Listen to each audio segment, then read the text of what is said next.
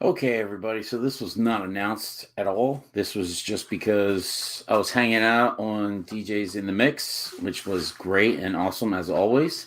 And just decided, you know what? I want to go live. I just want to hang out and see if I can get some people to join and see what they say, see what's going on, and go from there. Made a big announcement on DJ's channel for C3. And oh, collecting with Durs. Got to be up at 7. Ooh, on Saturday? Yuck. But hey, man. All right. All good, brother. Get some sleep. Go to work. You be good. So, oh, my. So, no one's watching. That's fine. We're good to go. This is boring. But, um, hmm. I guess we could show some books. Let's do that. Yeah, let's do that because somebody might catch us on the rewind. So let's do that. Let's open up a package. Let's open up some packages here. How about that? All right, here we go. Let's see. What's this one? Let's see. I think I know what that one is. Yeah. Nope, that's not here. Let's open up this one. All right, here. I don't know what's in it. I forgot. So here we go.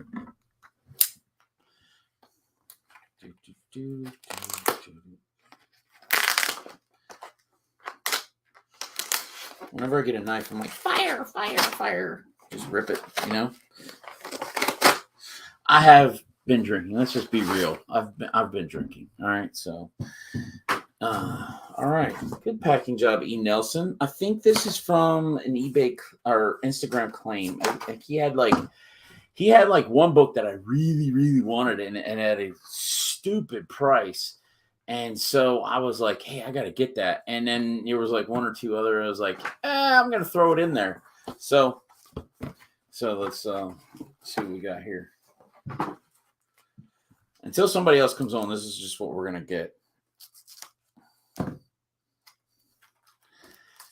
I sent all the link to everybody. If you want it and you don't have it, let me know. I will send it to you. We got Evil Comics. Hey, Beryl, what's up, man? You're here. Thank you, sir. I appreciate that. And of course, we got Mark. My Tuesday buddy. Honestly, it's Tuesdays is a day.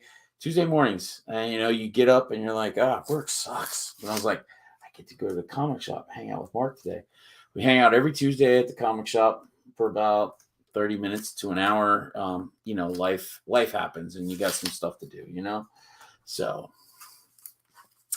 I saw the one book, and now I know what this is. So these are going to be great. These are great books. First is Nemesis Reloaded. I think this is the first print of the A cover of number 1. Yep, that's what this is because I missed out on it, so I needed to get that one. And we have Nemesis number 1, the very first one, which is the first print A cover. So I wanted to get that too because I want to read this. Mark's been talking about the Millerverse, and I went in. So I went all the way back, and I got to go all the way back to Wanted too. But he said, from what I hear, I can read this, read Nemesis Reloaded, and then go to Big Game. So got to catch up on those. Nemesis Reloaded number 2, A cover. I'm a big A cover guy. Hey Eli, how you doing, man? Thank you for coming by. I appreciate it. And then we have. Hey Eli, how you doing, man? Turn that off. And that's my fiance, who's awesome and supporting me by watching. But baby, they can hear that reverb, but it's okay. And I just like this cover. I love sketch covers, so I got this one, which is it's a third printing, but it's just a copy of the first print, but in the sketch. I love sketch covers. I just really do. I think they're really cool. I don't know why. I just do. All right. Chicago Schultze. Thanks, man. I really appreciate that. Thanks. I like them too. And then we got El Green Machine. Hello, hello, everyone. Again. Yes. Oh, Austin LeMay. What are you doing tonight, man? You want to jump on? I can send you the link. I don't know what you're doing, but if you want to, just let me know. But those are the books I had. And I gotta do a shout out to Spidey's Powder Tumblers who put this together for me. This thing is freaking phenomenal, and this is amazing. This is like my go-to tumbler. I have to wash it constantly because I use it so much. But Chicago Schultze says, "Congrats, Alan and fiance. Welcome to the dark side." Is that the dark side of collecting? Is that what that is? Dark side of collecting? Because, yeah, that could be bad. Yeah, she's been experiencing it for about a year and a half, and it's been rough and rocky. I'll say that. So, yeah. Sometimes when you see that book that you just want and you really probably shouldn't buy, but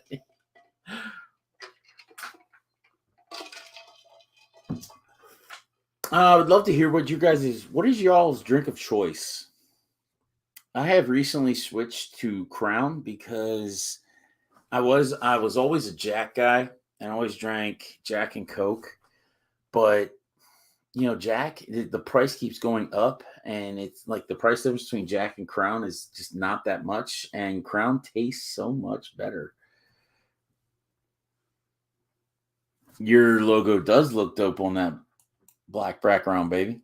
That's pretty awesome. Yes, it is a nice logo, Chicago. Water? Diet Coke? Wow. All right. Well, apparently I'm not appeasing the appropriate crowd here. How much are a Diet Coke? But as far as Diet Coke goes, man, have you tried Coke Zero? Because it has so much more flavor than Diet Coke. I mean, it really, really does.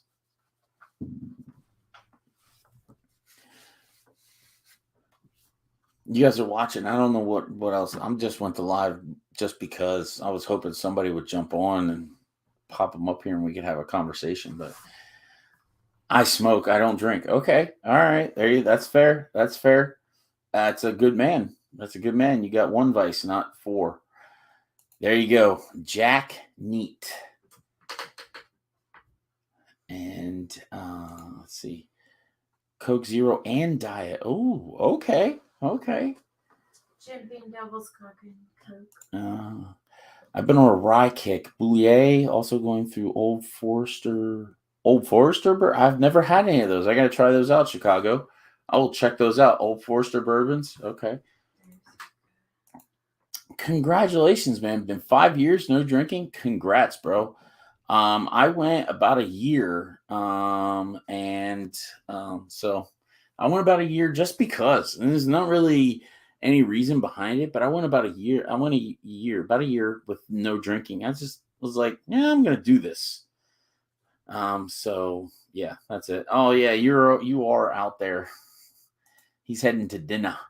All right, tell us about you. Q&A. All right, shoot. There we go. Do it. 7 years, Evil. Congrats, man. That's awesome.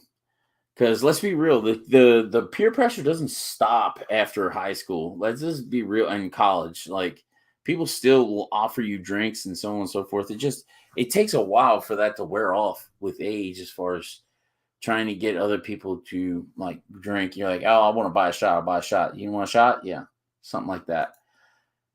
Favorite movie? You went a Q&A and you went with favorite movie? Really? Seriously? Scarface. Al Pacino. Love it. Could watch it over and over and over and over again.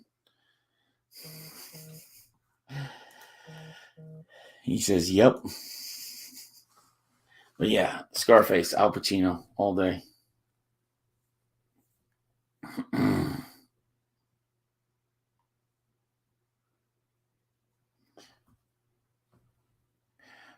I just got a message from DJ. He's reading it late. All gangster movies? Yeah, kind of. One that holds a close second is American Gangster with Denzel. He played a really great role, and so did I forgot what his name was. Who's the other guy? Who's the other guy in there? I forgot what his name was. In with American Gangster with Denzel Washington, the cop, the straight arrow cop found that trunk full of money and didn't take any of it. So, but yeah, I like that movie, and all gangster movies I can watch them. I won't say that I like them, but I can watch them.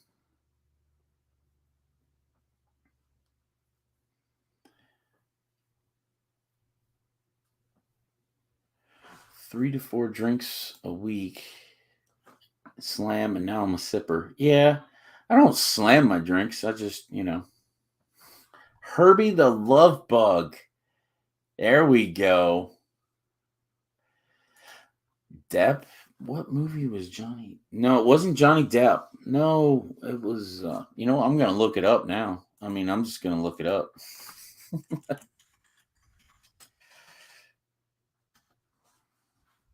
Russell Crowe. There you go. Russell Crowe. Yep. Russell Crowe played a great role in that movie. But he's a great actor, so that'll happen. But they're on strike now. That was just stupid. Oh, Johnny Brasco. It was I won't watch it again. So it was okay. It was okay. Depp did do a great movie in Black Mask. Right? I don't know what that was called. About Whitey Ford. Yeah. Black Mask. What comics do we read on a weekly basis? I will say I tried reading the new Venom. I couldn't get into it, so now I'm just collecting that for my run. Batman, I've been in and out on. Detective Comics, I'm reading. Hulk, definitely reading. Let's see what else. Alice Never After. I got Alice Ever After just because I thought my fiance would love it, and she does, and I fell in love. I thought it was awesome, so I read that too, and so I'm reading that. What other ones do I have to just read right away? Something is Killing the Children. I read that, but it's not. I usually wait for that, for 2 or 3 of those to catch up. Something like that. I think Detective Comics, obviously. Yeah, that one's definitely a read. Oh, Deadpool, Batter Blood, or whatever it's called. Yeah, that. Humpty Dumpty? Humpty Dumpty. No, it's not Humpty Dumpty. I mean, like. Goodfellas over Godfather for me. I would have to agree. I think Godfather's made for a certain era of viewer, and Goodfellas was definitely just made for everyone. I thought that was really great, and they picked great actors to play those roles.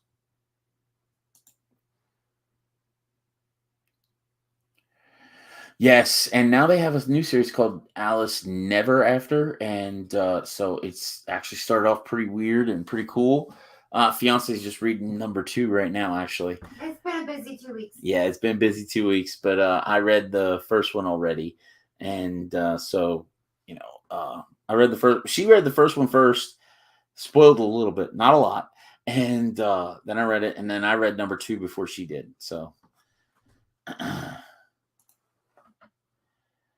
Yes, something is going to be very slow read now. It's crazy how the first 15 to 20 issues were absolutely amazing, and now it's just kind of slowed down.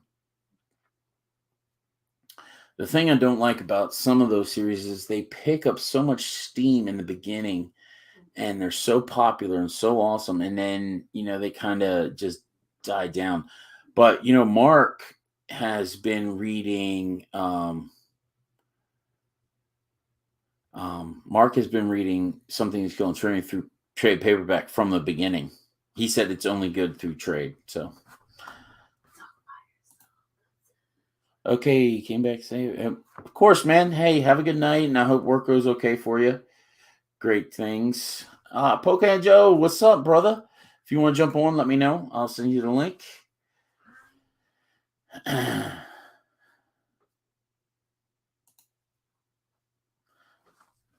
So yeah, Alice Never After.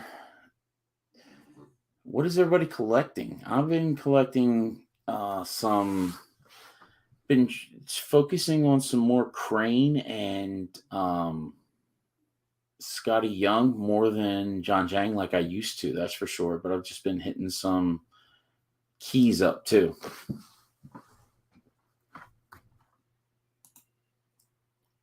House of Slaughter 2. I could not get into House of Slaughter, man. That was just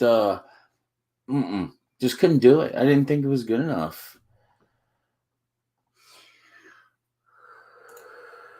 Yeah, it's right around 15 is when it started to slow down.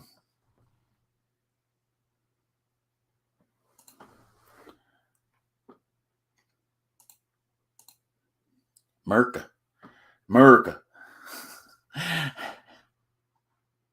Get Schultze. We got some, oh man, world police going on in here. America.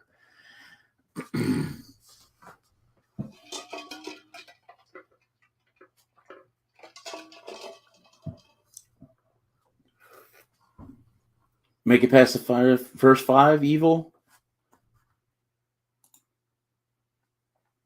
All right. I'll tell you what. I'll redo the first 5 and see if I can keep going after that, and maybe I'll start picking it up again. America is top for me. Oh, I have not read it.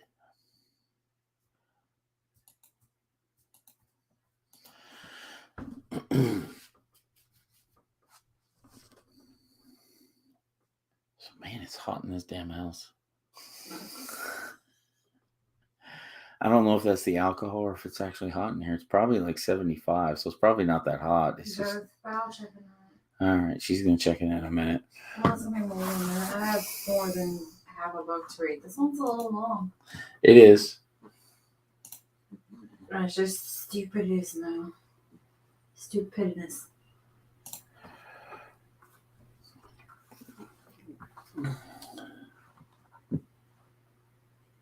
Oh, Miracle on Dolphin. Oh yeah. Oh, okay. Gotcha. I'm like I said, I told you guys from the jump that I've been drinking, right? Like that's happened. So just skip to issue 6. Don't even read the first 5. Just read issue 6 on. Because I already got the backstory from Something Is Killing Children. Is that what you're saying?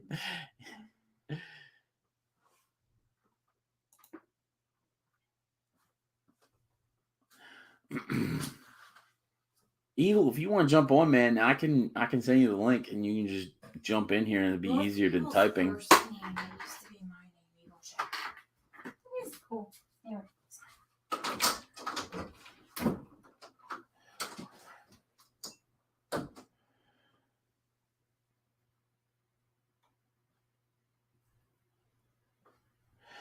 All right, let me send the link to Evil.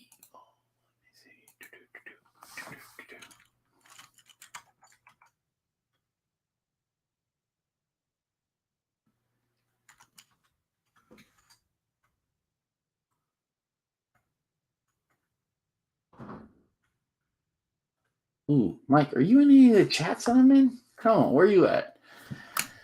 I know I'm following you. Jesus. Oh, there you are. Duh. I'm an idiot. Sorry.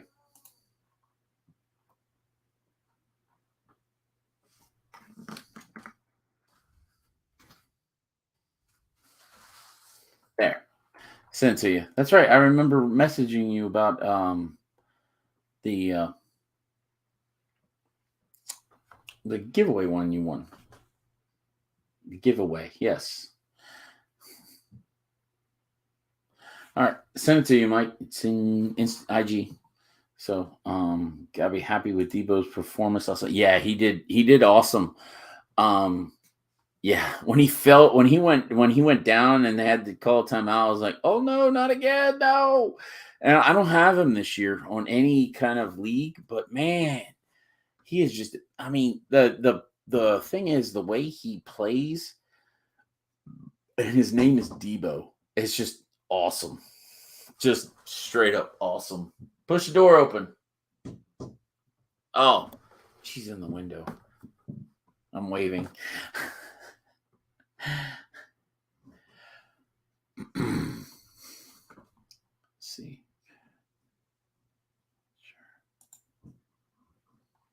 Oh, there he is. Hey, man. Hey, Alan. Hey, thanks for coming on, man. Yeah. No, I couldn't remember if I was in the chat, but then you said the giveaway. I was like, oh yeah, you did. We did do the giveaway thing. Yeah, yep. Only a I couple love that of people giveaway. won my giveaway. I haven't been doing it long. It's just a thing to give. I mean, because you guys come and you watch my videos and stuff, and I know I'm not a big subscriber and all that stuff, and I'm definitely don't have a membership. So I was like, you know what? Let's just give. You watch my stuff, so I'm going to give something away. So It's fun. Yeah, I like when y'all air stuff because it's in the morning when I'm heading to work, so it's a perfect watch for me while I'm on the bus heading to work. I'm like, yeah, and it's a good way to start the morning too, especially the way Mike's all like, hey, he's all extra. Oh no, he'll get you up right away, right? But yeah, I don't know why I picked 7 a.m. I just picked it. It just happened. And I don't know if you've heard the story of what it's called, but my buddy Trevor, he messaged me. He's like, "What the heck is a hucklebuck?" The hucklebuck, yeah. Yeah, and I was like, "Dude, it's just a collection of all kinds of things." And he said that when I asked Beckerman what he wanted to call it, he's like, "I don't care if you call it the hucklebuck, Diet Coke, or Diet This Diet one's Sam." generic. Yeah. Yeah, you smart. You saving that money.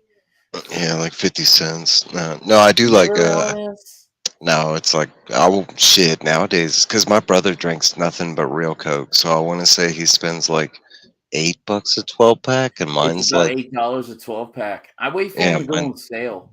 mine's like For like 3 for mine's 12. yeah, he does like King Supers. They do like 3 for 12 or something like that, One of or my 3 for 20. I have to say hi to this man, JQ. He has hooked me up so JQ. much for some of my books, especially wall books. Like it's crazy. It's crazy some of the wall books he's put on my wall. So yeah, Hey, thanks, Chris. man. Oh, that Venom. Oh, you damn know it did. Crane murder sig on a Venom book. Yeah, it's on the wall. So he went to Dallas Fan Expo and Crane was there and he did a special Batman cover and I absolutely had to have it. So I hit up Jade, said because he's in that area and he goes and he got it for me and he sent it to me and he sent me that book. We worked it out and then he also included a slab. Here, let me go grab it. I don't know if everybody saw it, but you'll see it now. So let's see here. Where's it at? Here it is. This is Venom number 3 from the Ron V story, signed and sketched by Clayton Crane. They call the Murder Sig a sketch. Yeah, I heard y'all. I think y'all talked about it on. Yeah, we did. We did because when I opened up, I didn't know I was getting this. He sent us just a A-OK, and I was like, damn. And so, yeah, because I've been into Crane a lot more lately. I'm picking and choosing what I get from him, and I'm trying not to get all Venom, even though he does a great Venom. I want him to. I like getting his other stuff, But that was like you picked up his Darkwing Duck and stuff like that, so it's not like you stay on, But that's like me. I don't care what Mirka does. I'll pick it up regardless. She's the only artist that I actually will buy cover buys. I'll pick up a book that she'll do a cover on that I'm not reading the title, which is very rare, but she's done a couple recently. She did one for Battle Cats, and I'm not reading Battle Cats, but I bought that issue. I think it was like issue number 10 or 11, the one that they just like finally came out with or whatever. Yeah.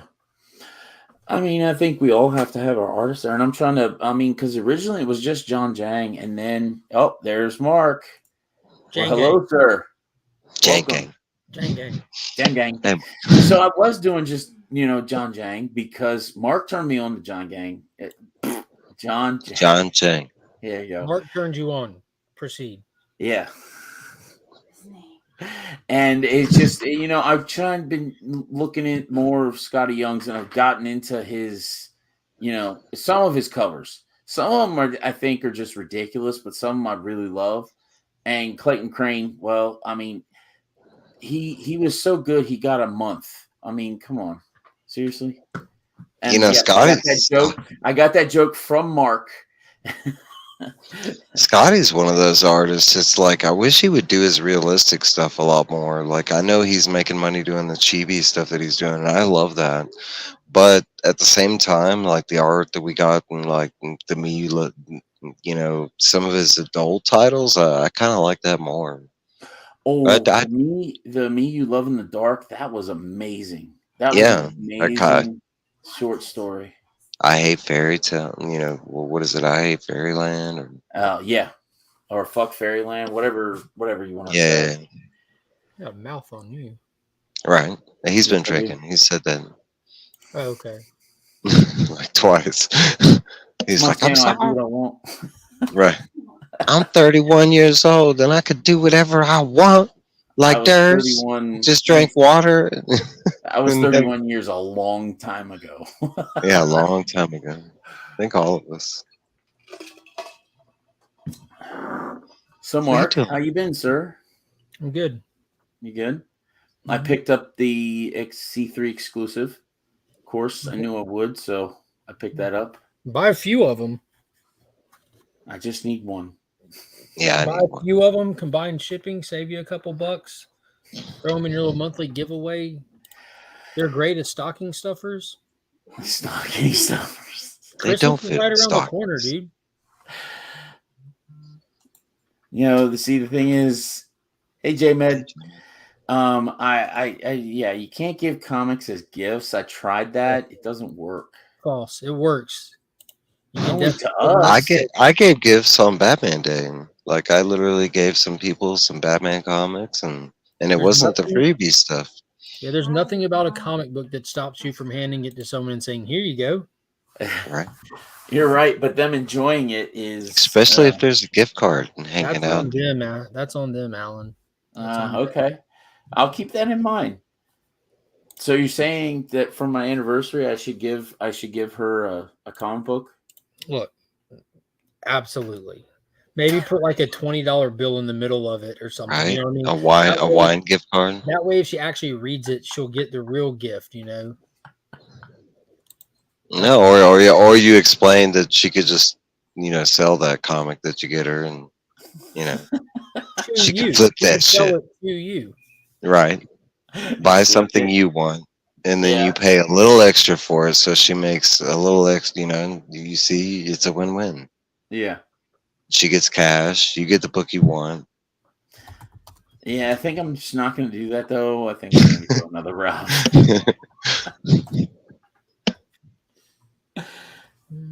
Oh, we were talking about Something Is Killing the Children. House of Slaughter is good because he liked it, and I asked him what books he was reading. House of Slaughter is good. It's not Something Is Killing the Children quality, but those first 5 issues, that's where people had to hang up, and it's there's a big reason. But after you pass those first 5 issues, in my opinion, it gets a lot better. But it keeps flipping through characters. Once you make it to I think issue 11 or 10, something like that, the third arc, it goes back to Jace, and they kind of explain everything that happened in the first 5 issues. So you don't. That's why I said you can skip it. The issues that everybody hated, they kind of worked a way where you can read past that. I mean, I read the Starship Hulk, so I think I can I I read can that. trudge through 5 issues of House of Slaughter. Man, Optimistic Mike, tell me about Starship Hulk. that was so hard. The third issue, man, when they when they went into his mind and they were like, Bruce Banner was like in his little chair and he was like pressing buttons to piss off Hulk and stuff, and he was like, "Well, I'm gonna send like a normal level threat," and he's sending Thor. I was like, "That's a normal level threat, okay?" And then he was like, "I'm gonna send in." He was like, "Yeah, I'm gonna send in a real threat." And he sent in the giant Wolverine, and let me get out of here. I like that term took off, the Starship Hulk, and then he started calling that. He started referring to as Starship Hulk. Like She-Hulk never took off. When She-Hulk got mixed with the what was it, the Winter Soldier and the Omega Red, and she was all like, "Nah, we called her She-Hulk." That never took off, but Starship Hulk, that shit took off. Starship Hulk. I think we're on good ground now. I believe with Incredible Hulk. It's fire. It's pretty. I cannot wait to get the issue every week. So It's Hulk. Yep. It's been good. And I'm slowly putting together my Immortal Hulk run again. It was good till you got to the end. Excuse me? I was disappointed. Uh-oh. No, but I will say I did like what they did with the annual and stuff like that once we went through the door, kind of thing. I don't know. Which annual? I think it was the BC annual, if you know. Yeah, I think it was an we annual. went back to the caveman Hulk with the whole meteor thing. Yeah. That was fun. That There was a couple great. of annuals along the way. No, Immortal Hulk was not final- bad by far. The end of it, like, man, it picked up great. Like, it can really be broken down. That 50 issue run can be broken down in like 3 phases. You have like 1 to 25. That's like almost like a section to itself, with 25 being a huge, like almost like a what if issue cap, like where we see the future, where this all plays out with this limitless Hulk kind of thing, where he goes full cosmic, like the breaker of worlds, not world breaker Hulk, but the breaker of worlds, grabbing planets and crushing them and shit. And then you get like the little slump while we're building the next arc with the whole Rock Song Company and the Minotaur and Xenu coming in and kind of just getting into like that little stuff for a minute. But what they did with 25 is they seeded the leader into the story and showed you that he's like been in the background, like tampering and shit. And so what we did is we slow rolled the leader from there. And dude, like those last like I like that. Those last 15 issues, just knowing that this is all just, dude, and it got so poetic at the end with like the whole shit with his dad and like the leader, and the way that we kind of like merged some of the minds too, like how we had the Immortal Hulk with the Red Hulk kind of like merged into one. Like it got so fucking good. And for it to go from that to like Banner coming out like on a clean slate, like having faced his demons kind of shit, to Starship Hulk, like I'm like, dude, this is a slap in the fucking face. It didn't make any sense. Yeah, Johnny Cage didn't even read cliff notes of the issue. No, it was pathetic. And I love how Kennedy Johnson addresses that. Like Hulk is actively mad at Banner right now. Yes. Yeah, because of those events. Yeah. Because of that. Starship. Yeah, I didn't want to get rid of my Immortal Hulk run because I loved it so much. I did love it. I mean, you made the right choice. Yeah. Obviously. But it was. I need to put it together again because I want that run. I want to be able to read it. You can buy the trades. You know what I mean? You can always buy the trades. The trade, man. I don't like reading trades because I didn't say the omnibus. I said the trade. Trades. I said trade. When I get trades and I trades come in handy, man. No, when I get you can take them. You don't have to worry about the wear and tear and gloves, and you can read the book. That's true. Bag and boards just fine too, like just standard. Yeah, they do. And they have the cover galleries in the back. And stupid. Why the fuck am I still reading this? Because you. What is it? She's reading Alice Never After #2. I am not. Not a whole lot of people are, but she is a huge Alice in Wonderland fan, so she likes it, and I caught on to it, and I enjoy it. It's not like something that I'm diving deep into. It's just I'm reading it and I enjoy it. Yeah. Just a Yeah, quick read. So Ain't I got some of nothing those. wrong with that. I got a bunch of those that I get for just me that they'll never make it into like my reviews or whatever. They're just for me, but it's fun, you know. yeah, and they're books that like they're not them. going to be worth Just- hundreds of dollars anytime at all. Like Vampirella. Like I don't think I'll ever. Not to say that I wouldn't review the Vampirella, but but it's still a good read. It's actually since I think I got on the Vampirella kick in 2021, and there hasn't been a bad issue so far. Alice Ever After. Yep, there's the John Jang one. I got that. I don't have the SIG like you do, Yeah, this went with me to Dragon Con because Yeah. my wife loves this one. I think I'm gonna try and make Dragon Con next year because I know he's gonna go. So I'm not. I'm just gonna now that he's signed, like I'm already like, yo, now there's no excuse to get to Heroes. Oh, he's going to Heroes now? No, I didn't say he was going to Heroes. I was telling him now there's no excuse he should be at Heroes. Talk to Scout. Yeah, if he's there, then he definitely then I'm good because I need to get my Punisher print. I had a pet mishap and it ruined my John Jang Punisher print that was signed. Yeah. So I got mine. and she's like, you can put it in the frame and it's okay. And I was like, you can peel the front and back. It needs to go in the trash. Yeah, but if the frame, no one knows. I got mine and didn't even know it was Jang until Mark. But why would you sit there and peel it versus just put it in a frame? Because I know it's messed up. It's a me thing. It's a me thing. I don't want it up on the wall like that. That's fair. So, but it will be replaced. That's 100% for certain going to happen.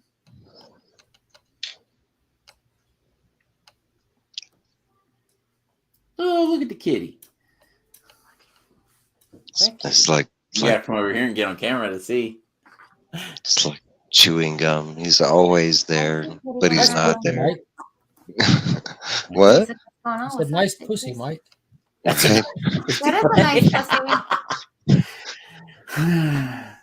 He is mean. Hello. He can be. He likes to bite. Most of them do. Yeah. Meh. They're okay. I'm actually going to be talking to my landlord in about a week or so, see if we can get a cat. My fiance and my stepdaughter want a cat, so How does Briar feel about that? well, he's just gonna have to get used to it. I mean, like, Apologize. my wife wants a cat, but Abe would kill it. So it's not really up to us humans in that situation. That's true. If it I doesn't can work, control then it to. I'll just- Yeah, we gotta. It's just gonna be. See what happens. Yeah, I've got a Dotson that says otherwise. Yeah, you can bring it in the house and see what happens. He told me that numerous times. He's asked me nicely to bring one into the house. Please. Yeah. You never know. I've had That some little dogs. dude's caught all kinds of little critters in the yard. He killed a snake with me standing in the backyard one day. Like my Killed old a house. snake. Yeah, me and Finn and Abe were just in the backyard hanging out. And Abe just kind of, he's a Dotson. He just wanders around with his head down, sniffing stuff, having fun.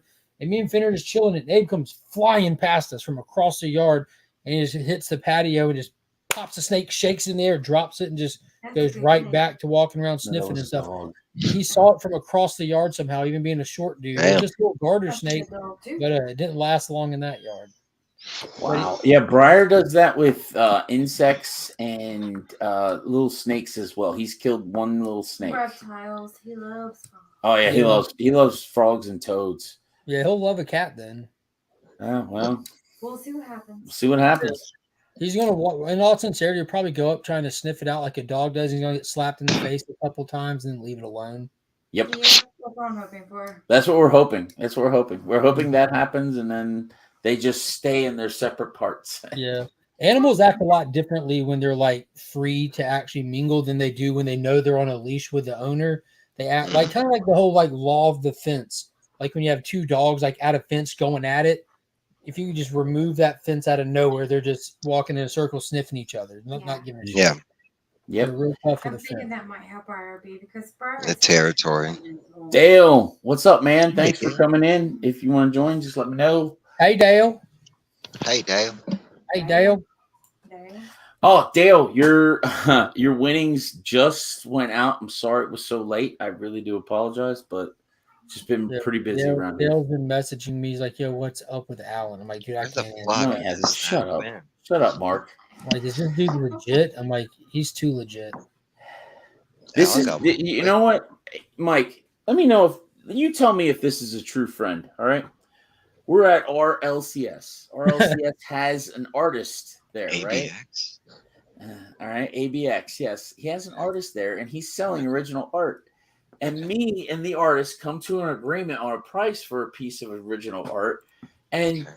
your supposed friend comes up and tries to raise the price by $25 to $30. I didn't try to raise the price. I just offered to buy it for more. That's all. I wasn't raising Alan's price. I was lowering He was trying Alan's to price. outbid. I know that Alan's got a new house. He's got a fiance. I'm like, He ain't got the Alan don't money. need to spend this money.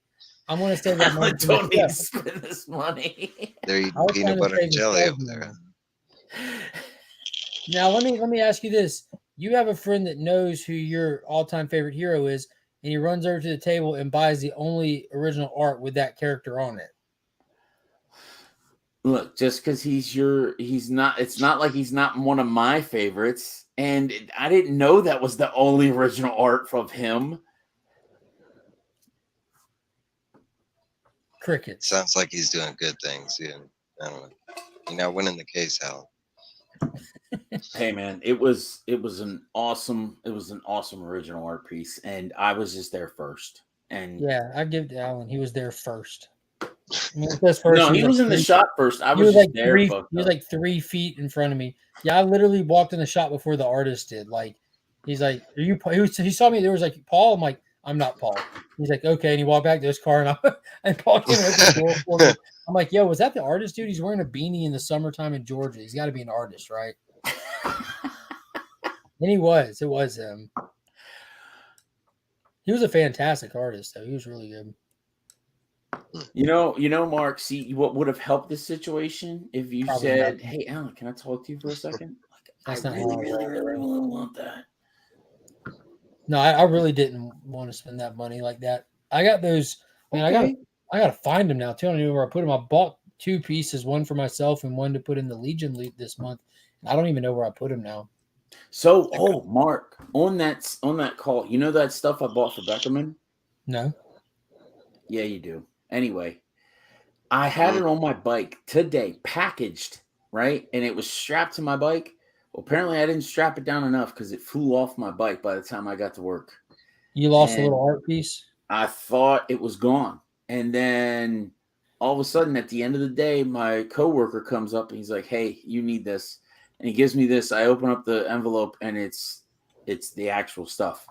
Oh, that's awesome. Yeah, so I do have it. I just got to repackage it, and it's not going on the bike again, obviously. Did he find? How did he come across it? He found it or something? No, it was so I told him, and we come the same way because we live close to each other. We come the same way to work, so we know around about the same way that it was. And we both went out and looked, and we found the box, and I found the packaging. I just didn't find everything else. The contents, yeah. Yeah, and he actually went around and found it. That's That was great. really cool of him. Hell yeah. You should have gave it to him for finding it. Like, man, thank you so much. You can have it. That's scribbles on a piece of paper to him. It scribbles on a piece of paper to everyone. That's what it is, right? No. Hard. Oh man, see, we just gave it away. Damn it! I hope Beckerman doesn't watch this. It's on. That's probably He's won't. watching right now. He might Becker be. Becker doesn't Just watch not YouTube. Yes, he does. Who, Becker? He's never in the Legion of Comics. So J-Med says that we should have fought to the death. I agree with J-Med. Y'all should have recorded that. That would have been With great. our But Wow. okay, so here's the thing, J-Med. Mark is a Star Trek very thing. popular person on YouTube, and to have him not in the community anymore would be bad. That's horseshit. That's saying you're gonna lose, though. How do you know you were gonna? How do I know I was gonna win? I mean, look at Mark and look at me. I mean, like, him's a little guy. I'll put my money on the guy with the less money. You know what I'm saying? He's With got the more what? to fight with the less amount of money. He's got more to fight for. The rich guy, he's got money. You know, he can just flaunt it around. That statement He's got lets me more know money that than I do. Alan sounds like he's never been in a fight before. He's a little guy. How tall's little? You talking 3 foot? Dwarf? Were you in Lords of the Rings? I want to see a celebrity. I was in the death match. background. You couldn't see me. I was too little. Son of a bitch. You kill what you keep.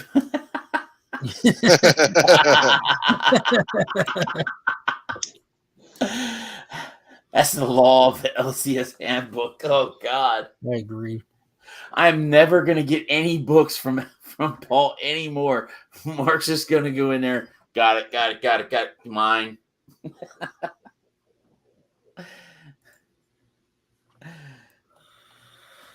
I don't know. Is there a way to have the claymation happen between me and you there, Mark? I honestly don't know about none of that. You take Neither do I. clay and photos, and it takes millions of photos, and then you edit them together, and that's how you do it. Oh, screw that. That takes some. That's too much. That sounds like a lot of work. That's a lot of work. Isn't that what they do with like the action figure shit on IG? You're talking about two guys that don't edit anything. Yeah, I know. I edit thumbnails. That's it. Yeah, he is awesome at thumbnails. I don't care, so I just use the same one. I'm working on making one right now. That's what I'm doing. That's while I'm hanging out with You y'all. can hear him like click. Yep. Yeah, Mark is known. He's not technologically advanced in many forms. He's still on Nintendo 64. I honestly 100% choose to not edit videos, because if you do it one time, if you like start messing with production value one time, like you've set a standard, you know what I mean? Mm-hmm. And once you set a standard, it's not fair. I feel it's not fair for your viewers if you go back on that standard. And I don't have the time in my life to commit to doing that kind of stuff. And I've just I'm not too worried about admitting it, but I have the gift of gab. You know what I mean? I can talk, so I'm good with the one take stuff. You know what I mean? Mm-hmm. So that doesn't hurt me at all. That I can just do stuff like that. So I'm fine with just doing content like that right now. No, you're doing a great job, and I've told Mark this. I think he's gonna, because we got, with our little community thing, we got the ones that are higher than others in subscriber count and everything. And I told Mark that he's going to pass them. He doesn't think it's going to happen, but he is. He's going to pass them. Even if he doesn't. I don't do content for so. I enjoy like seeing I think it's just a good way of like feeling validated that what you're doing is like enjoyable for people. But I'm on here to hang out and have fun first and foremost. That's why everything that comes out of the channel just goes right back into the channel. That's why we're here too, man. And it's just you're really good at it.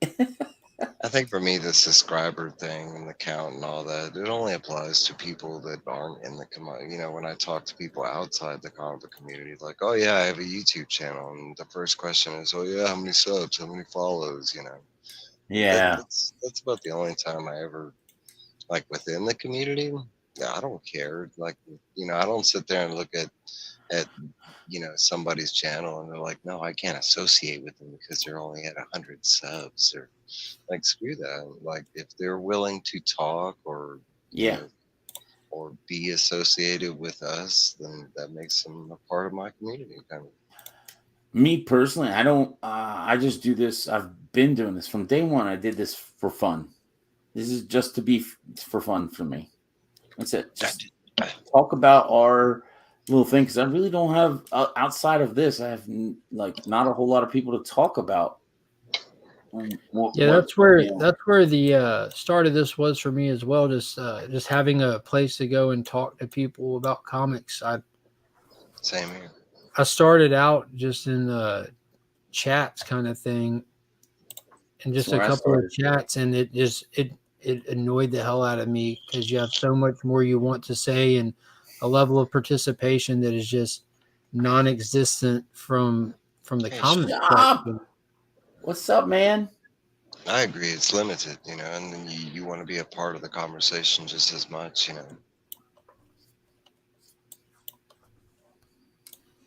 I want to say for me, I've always been a people person, so I've never had I have had friends in real life, but as far as nerd friends, I've never had this. I've never had people that I could talk to about comics or nerd shows or, we start talking about Breaking Bad, stuff like that. Yeah, that's simple. That's everyday viewers and stuff like that. But talking about Ahsoka, no. I mean, I work with about like 50 some odd dudes on a daily basis, and I'm pretty sure they're watching TV and movies, but they're not watching Ahsoka. They're not watching Wheel of Time.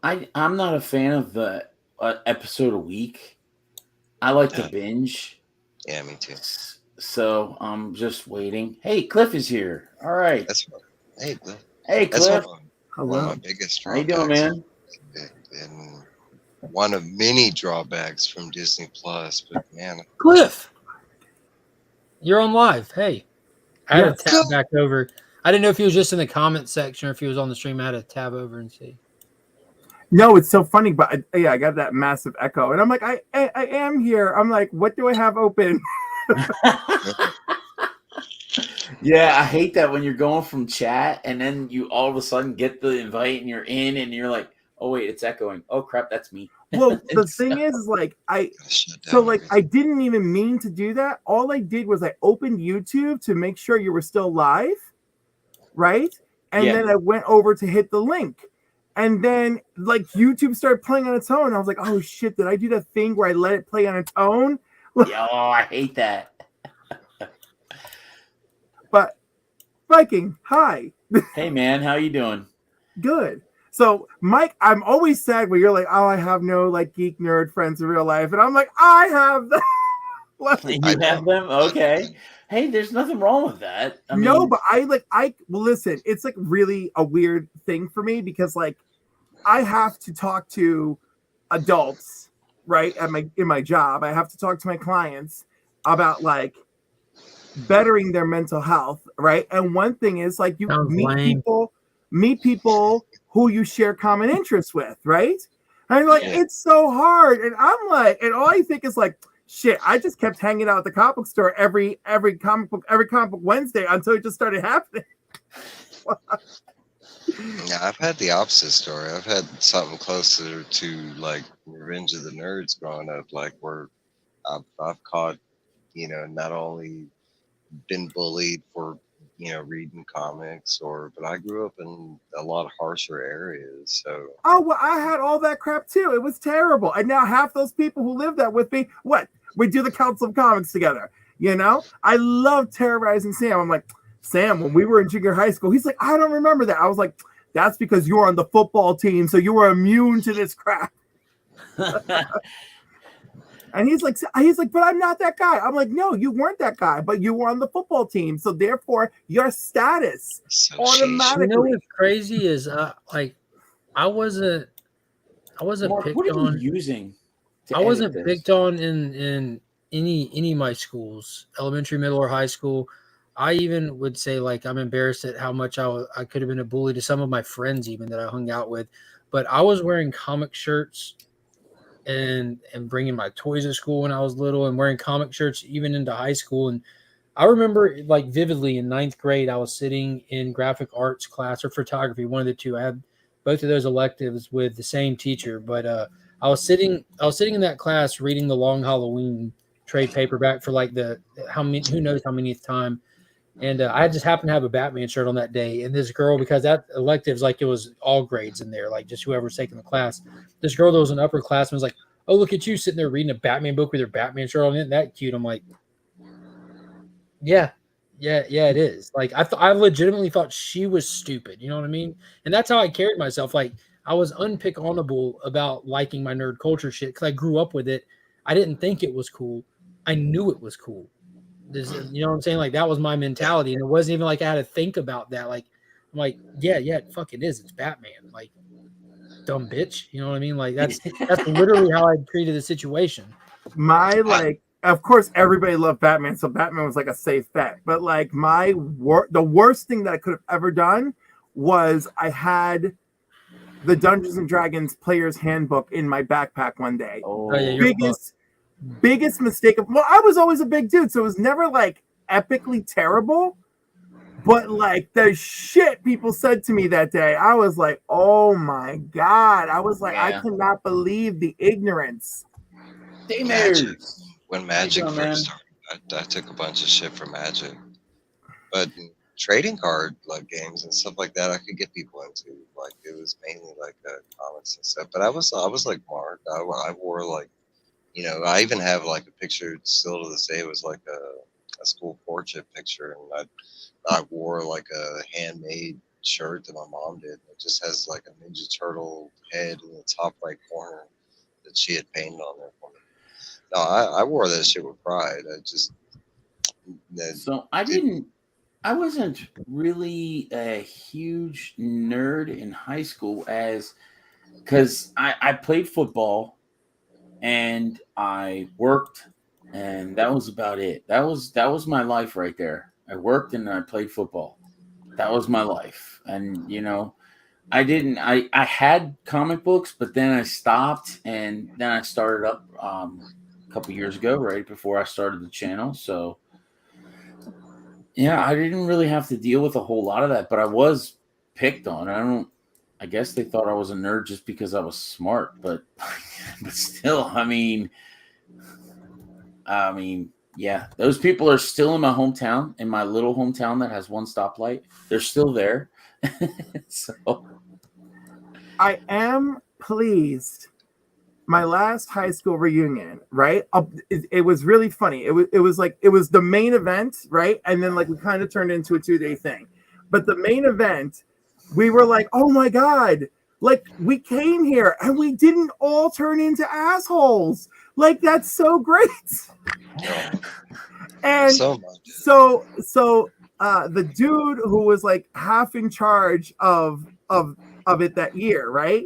He said, listen, we all know people who didn't come here because they're worried about shit that happened over 20 years ago. Yeah. He's like, we all have to be ambassadors and reach out to them, right? So it's funny. So we did. It was like that night, people literally went home, started calling and texting me like, oh man, you should have been there. So the next day we did this thing in the park, right? So like, you know, bring your kids, whatever. So like, I would say like 30 people who didn't show the day before actually came the next day.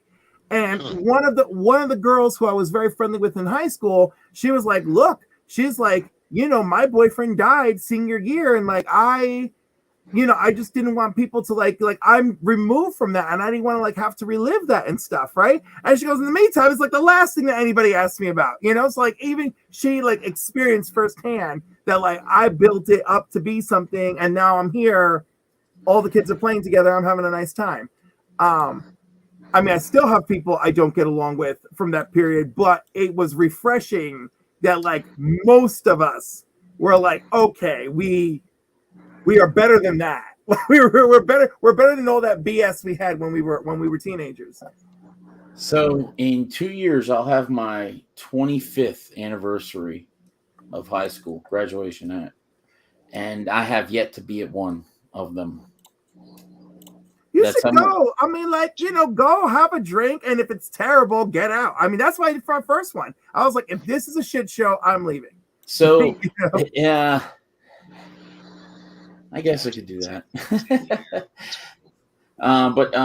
So Shattered Glass says, well, first, Hoarder Side says he doesn't make fun of anyone for anything except Power Rangers. Well, of course, why not? I don't make fun of people for their Power Rangers. The first male pink ranger right here speaking out. Okay, orders That is- high. Yep. That is for All me. right. That's a C3 reference. That's a C3 last year. And if y'all don't know, C3's coming up October 20th, 22nd. You better be there and you better spend some money. That's just the way it is. I agree. Wait, with I'm both sorry. of you. Did somebody play a Pink Ranger last year? Last No. year? Oh, Scott you need to go showed watch out. some stuff, Yeah, man. you need to go watch. I'm the gonna have to. community hangout. I've only found bits and pieces that I've watched, because some of it is very long. In case y'all didn't Oh, yeah, realize. it You can is. send Yeah, us we're more than aware. We were there. right. And well, no, I know y'all were there. See, this is really funny for me as someone who's so new to the community. Like just keeping up with where you're all at now is difficult, but then like trying to like do research is like like let me scroll Yeah, through that's- this that's like Been there. this impossible. rabbit Been hole. there. I If just you hear asked for something cool, go back and check out, like, you know what I'm saying, something funny or something. But there's no way to catch No. up on everything. It's hell no. We've been going for most of us like 3 years, some of us longer. I misread what Dale of Suspense said about high school, and I was like, "What?" And I was like, All "Oh right, no, first I gotta he share said Shattered something Glass. else." He remembers going to see the Incredible Hulk opening with his friends. They weren't really nerdy, quotation marks, but they loved superhero stuff. No, you guys were nerdy incognito. That's what that was. And, Well, See, I was- we I've never- gotta keep in mind that there is an era of there is a generation where the nerdy shit wasn't nerdy or bad, right? So like I meet people who grew up in that it was like from like 95 to like 2011, right? Like they're like, "Oh no, I had such a great time. I loved all that stuff. My parents were into it. I'm into it too." And I'm just like, who the fuck are you? no, I think the period from 91 to 2000 is where that nerdy is nerdy. And that's the part where, because that's where I grew up and that's where it was bad. Oh, I think after that is like what you say, Cliff, is it turned into, it's not nerdy, it's just what it is, and it's It's just actually part of kind of popular cool what culture. everybody's into. For me, in my world, nerdy wasn't cool until after 2000s. Like, Yep. that's it when was way after 2000 for that. Well, shit. I want to That's what I say thought. that's when it started to begin, because it wasn't 90s. It was still. But It was cool to like the Spider-Man movies. That was about it. yeah, Yep. I want to say that's the that was Like the first. at that point, Batman was forever and Robin, so that wasn't cool. Yeah, but then when the Batman Spider movie- Begins shows up, we're shifting again. Yeah, I think that's probably where the shift starts, and then Iron Man. Honestly. Oh, Iron Man is a massive shift. Because from that Massive. point, that was the first time you started seeing like Star Wars merchandise being sold at like Walmart. Star Wars is always Star Wars. It was just cool. Star to Wars like, always had their group. Well, I'm talking about like T-shirts and stuff like that, not toys Yeah, and stuff like I gotta yeah. say, Star Wars seemed to have its niche for a long time because I remember hanging out in Walmart, like coming home on weekends from college and being like, I'm like, oh cool, there's a Star Wars T-shirt. Yeah, Like, I didn't feel great about it, but it was there. It was Great. available. Yeah. damn. No, oh my god, yo, there was nothing. So I've had one high school crush for 33 years. You need to see a therapist. Right? Yes. Oh, I talk to my therapist about it all the time. He still looks great, you know. Your therapist? The high school crush. Yeah, Because let me tell you, Exactly. few and far between of them survived the transition period from then to now. Some of When them you just say transition, you have to be more specific. It's 2023. Yes, They true turn story. into the angels. transition period of high school to middle Adult. age. to grown folk status. But anyhow, I make fun of him all the time. I was like, I don't know. I've had a crush on you for 33 years. It's This still good. conversation, I need to see references. Like we need to see young Cliff versus now Cliff. We need to Yeah. see like That's true. high school. I crush will Yeah, produce that for you what? one year. Damn One right. year. One What am I year. saying? One day I will produce that for you. I was like, 1 year. How long are you gonna make us wait? Yes, Blade was Well, cool. I mean, like, Wesley I'll Snipes I'll made- edge you out. It's Blade was bad. cool, but that wasn't like a populist movie. You know what I mean? Like the masses didn't go see Blade and was like, "Hey, that's a comic book movie." I saw it 3 times in the theater, and every time I saw it in the theater, there was nobody in the theater. Like, Blade, really? yeah, Wow. Blade performed well, but again, people didn't associate that as a comic book film Nope. unless you were a comic book person. I don't even remember advertisements for the first Blade. I do. Blade was But I was also- extremely popular I was around also- here. Hyper aware of Blade because of my dad. I remember seeing, going to the movies, and I was like, Blade, what's this? Let's do it. At that time, This is coming together right here. I didn't know. What Blade are was- you using? I am fascinated. Yeah, I am too. Yeah, I know. Me too. I You know asked what's him funny? early, he didn't answer. You know what's really funny is I fucking tell so many of y'all all the time to come use this shit. Like, and you see how user friendly it is. I'm just clicking and dicking around. But what is it? What software? Yeah, It's what not, program? it's not software. That's the cool thing. Is this on your phone? Is this on the desktop? It's on my laptop. It's on. It's you can just go to it on your phone or whatever. It's not an app. It's a just a website, free. It's just a website. Yeah, it's a free website. That's where I See, make my I, thumbnails. I will See- tell you though. I mean, And it's seeing that cool. I'm just having fun right now. Like I wouldn't normally even have to put this much effort into something, and this isn't really much effort. I'm just playing with details as I'm seeing them pop up. And you're getting rid of the gray around it. What I'm doing is out I'm the making it have some details. depth to it, you know. So Yeah. like, I want that Week's End coming out from behind the planet. Since we're going to throw Thrawn in there, Hey, So so you what'd went you first think about appearance the of com- Thrawn. Is what'd you that think your about the big com- Star Wars unveiling? Are you what's using all- Canva? Is that what it is? Fuck no, Canva's cheap shit. I use Pixel. Yes, thank you. What is it? Pixel. Pixel. Pixlr. Pixlr. I use. What'd you think of Heir to the Empire, the comic? I haven't finished it yet. I've been loving it though. It's been a blast. Yeah, go to the next one after that, Dark Force. Don't tell me Rise. what to do. No, go to the Tell me next what one. to do. 'Cause I want to know what you think about it. Honestly, because you do know those are supposed to be 7, 8, 9, like the original 7, 8, 9. Is that the Thrawn trilogy? Yeah, and Yeah, Heir to I plan on continue reading. because in Star Wars, like when the books came out, that we had 2 books that predated that, and then they had Shadows of the Empire, True which order side.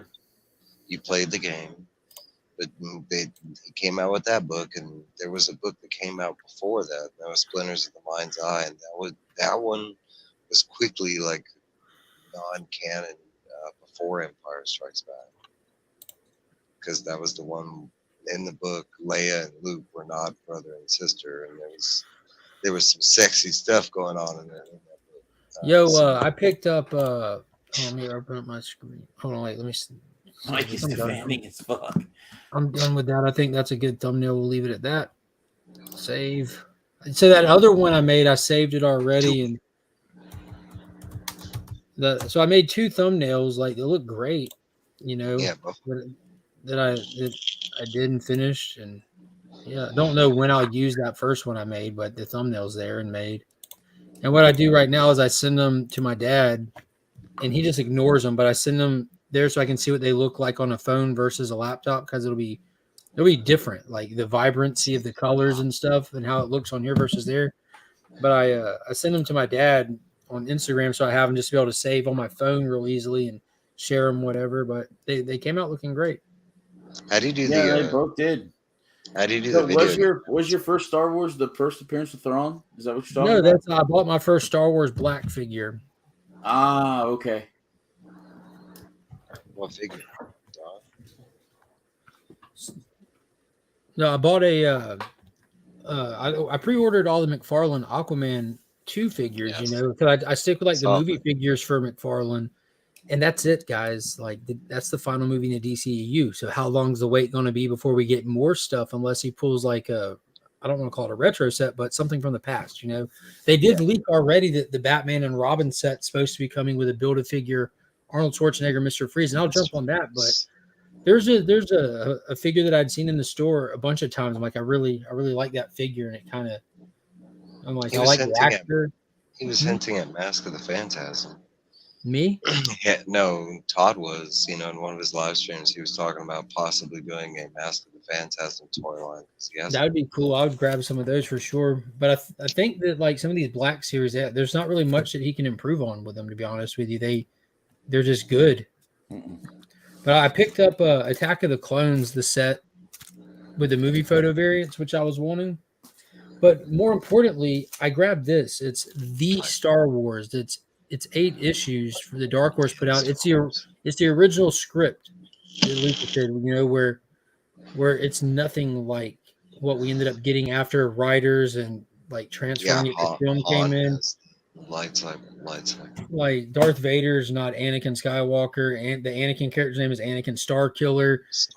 His dad was Kane Starkiller, who was friends with Luke Skywalker back in the day, and yeah, it's mad crazy. I'm a couple issues into that already, but dude, it's fantastic. Like it's So when you're cool. talking about Star Wars black figures, you mean Lando? Not that one.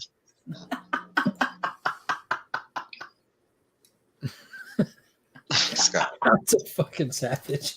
He is savage, man. I also picked up DC Legends, the complete set today, which like I love grabbing these, but it has the first appearance of Amanda Waller and the first appearance of the Suicide Squad. I've picked up a lot of sets because I didn't have a lot of faith in other people picking up iconic runs or sets or stuff to read for Comics Curing Cancer. Really? Yeah, I've got a ton of stuff. I haven't posted everything, but I've got a bunch of sets like complete like that, like packaged and ready to rock. Me and Alan, Mark, I am concerned. I am a little concerned that you're like it's costing a lot of money to run this thing. Well, You have no so idea. it's not so. Shipping. Gemini. When you say it's when he says it's costing a lot of money, I mean, yeah, he's putting up the money to do that. But I mean, anybody that's putting up anything has spent money on something, so it's costing them money. Yeah, And yeah, then we're- Oh the- no, I mean I hear it, but like, I'm also like the event I do for Most Important Meal, right? It cost us $9,000 to put it on every year, but it's a room full of people. We're feeding them, right? We've accounted for the cost and the price of the tickets. I'm like, so okay, and then I was like, and of course I find items to donate so we can raise money. There's no money at all going to me, Robert, DJ. And one thing we're doing mad different this year than last year is we're getting all the items possible in-house, because one thing that's difficult that we don't want to do with something that's an officially recognized event that we're trying to make it even bigger, which it's gotten massive this year already, is we're trying to streamline the process. Like, we don't want people winning an item from some very kind individual and that individual have something happen in their life that stops them from being able to get it out in a timely manner, get it sent out packaged properly. If something gets lost or missing, it's difficult for us to have to, like, this person won it, we verified it. Now we have to tell the person who had the item, the person who won it, and get them the shipping stuff and check in on it. Oh no, I get it. So the downside to that is that puts that shipping cost on us, which is already astronomical, because everything's getting like this. It's thousands of dollars in shipping, kind of thing. So that's something that we actually have been discussing, and we're going to potentially have to look at trying to alleviate that in the future years. Like if we get like some form of sponsorship or something like that along the way, or you know what I mean? Like it's just going to get bigger. So we're going to have to like think about it and look at what kind of options are without trying to, because we don't want anything coming away from the donations at all. We don't want anyone saying, hey, I'll throw in for shipping. Don't throw into the donation. You know what I mean? So, and it's also something that we're all we were very aware of how we're like what we're doing. So we've been nest egging for this, just like you said, you're aware of what you're getting into, and yeah. Mark, you're still sharing your screen, bro. Okay. Yeah. And Come on. Gotcha. Oh, oops. Come I back. kicked him off. Sorry, Mark. Come back. Come back. Come back. That was a bad Anyhow, button. Now he's not so going to come back. He's going to get mad. It's a great segue. no, come No, back. it's not. Damn it. I mean, I'm just so. There he is. You kicked me. That's me not knowing how to use StreamYard. Sorry, Mark. By the way, actually, if you don't mind me switching gears entirely, Mark, are you aware of my pocket boyfriend commentary? Pocket boyfriend. Mike, I feel like you know about it. I feel like you were in the Yeah, chat. I do. He does. I think Mike I was the told one me that about it. asked. Because I'm 6'3". So it starts with Brian LCS came up, right? And we took a picture and I put it in this group chat. And everyone's like, damn, how tall are you, Cliff? I'm like, I'm 6'3", right? And they're like, really? And I'm like, do none of you watch it? You absolutely go out of your way not to watch the Council of Comics to see how tall I am. So then Durst puts a picture of you and him up, right? And I'm like, oh, Mark's a pocket boyfriend? I was like, oh, he's perfect. Oh, Yeah, the one where I was the like heroes. this, like hugging him by the waist. Yes, they and I was couldn't just hear like, us. so then I I had did to that explain. because for whatever reason, when everyone was getting ready to go, people were talking about their height and stuff. There's Yeah. Tyler. Remember? Then talking about Well, no, I'm not Tyler. talking about Tyler the Giant, but people were just in general talking about their height. I guess that's something that online communities do. Is like, I wonder how tall they'll be in person, kind of thing. Well, I just thought it'd be funny, like in one of the early pictures that was getting posted, if I did that. So he didn't know I was going to do that. I just did it. no, but I Damn love it, it. But dude, then I you're gonna do immediately labeled you a pocket boyfriend. I was like, oh, it's great. Pocket. I was like, they're the best. They can hit all the hard to reach spots. Okay. It's so good. I can clean where you missed. Right. I mean, Reach the places that you can't get to. it's. I was gonna say, don't worry. I Get that clean back. everything. I clean everything that's Get important, back but there. hitting key spots is very important.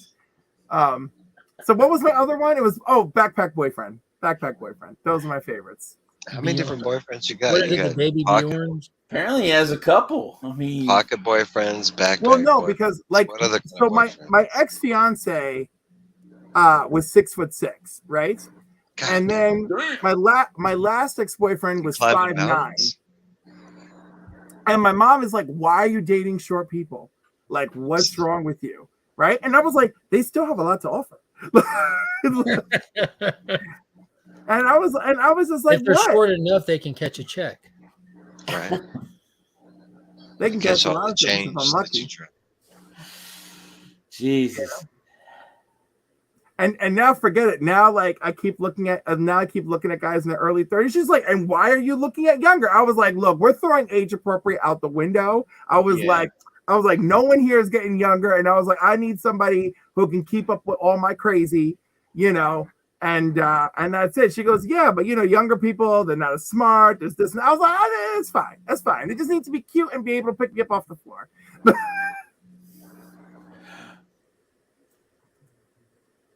Oh man. So what's going on with you, even Mike? What's going on over in your channel? The same shit I always do. No reviews. No. Reviews. Yo, my freaking YouTube has exploded with your reviews this week.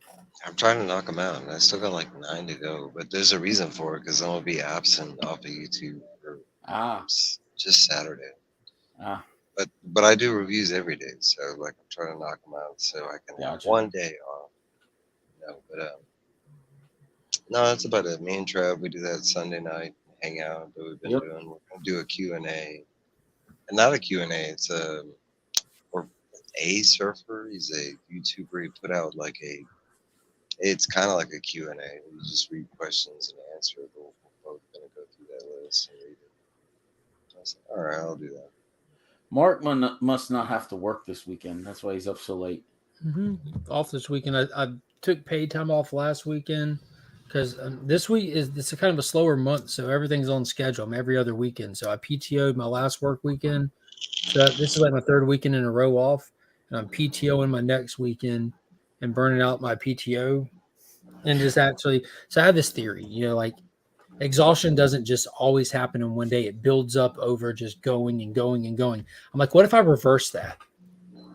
What if instead of working like all this overtime every week, I'd work like less, like hit 3. I have these long shifts at my job, and so what if I just don't work weekends this month? How will that add up and make me feel? Let's see.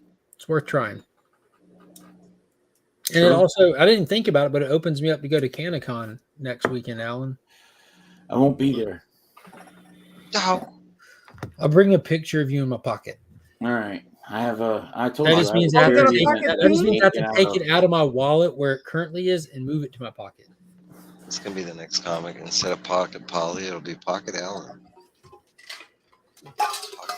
Pocket We'll make it. We'll make a pocket. We'll make a pocket. The Pocket Boyfriend series. It'll be great. Oh Jesus, no. We'll get Mirka and Dolfo to draw it, and we're all set. It'll be Yeah, great. she'll do it. She'll be all over that in a heartbeat. Why not, right? Listen, I love her. She is wonderful. I like that. My Dean. Cliff, I what do gotta you got check- going on your channel, bro? My personal channel is just a mess of whatever the heck I feel like. The Council of Comics, very consistent. Every Sunday night we do a box office review and some movie reviewed. And thanks to actual Dracula, this week we're reviewing Encino Man. Really? They Okay. did. Really?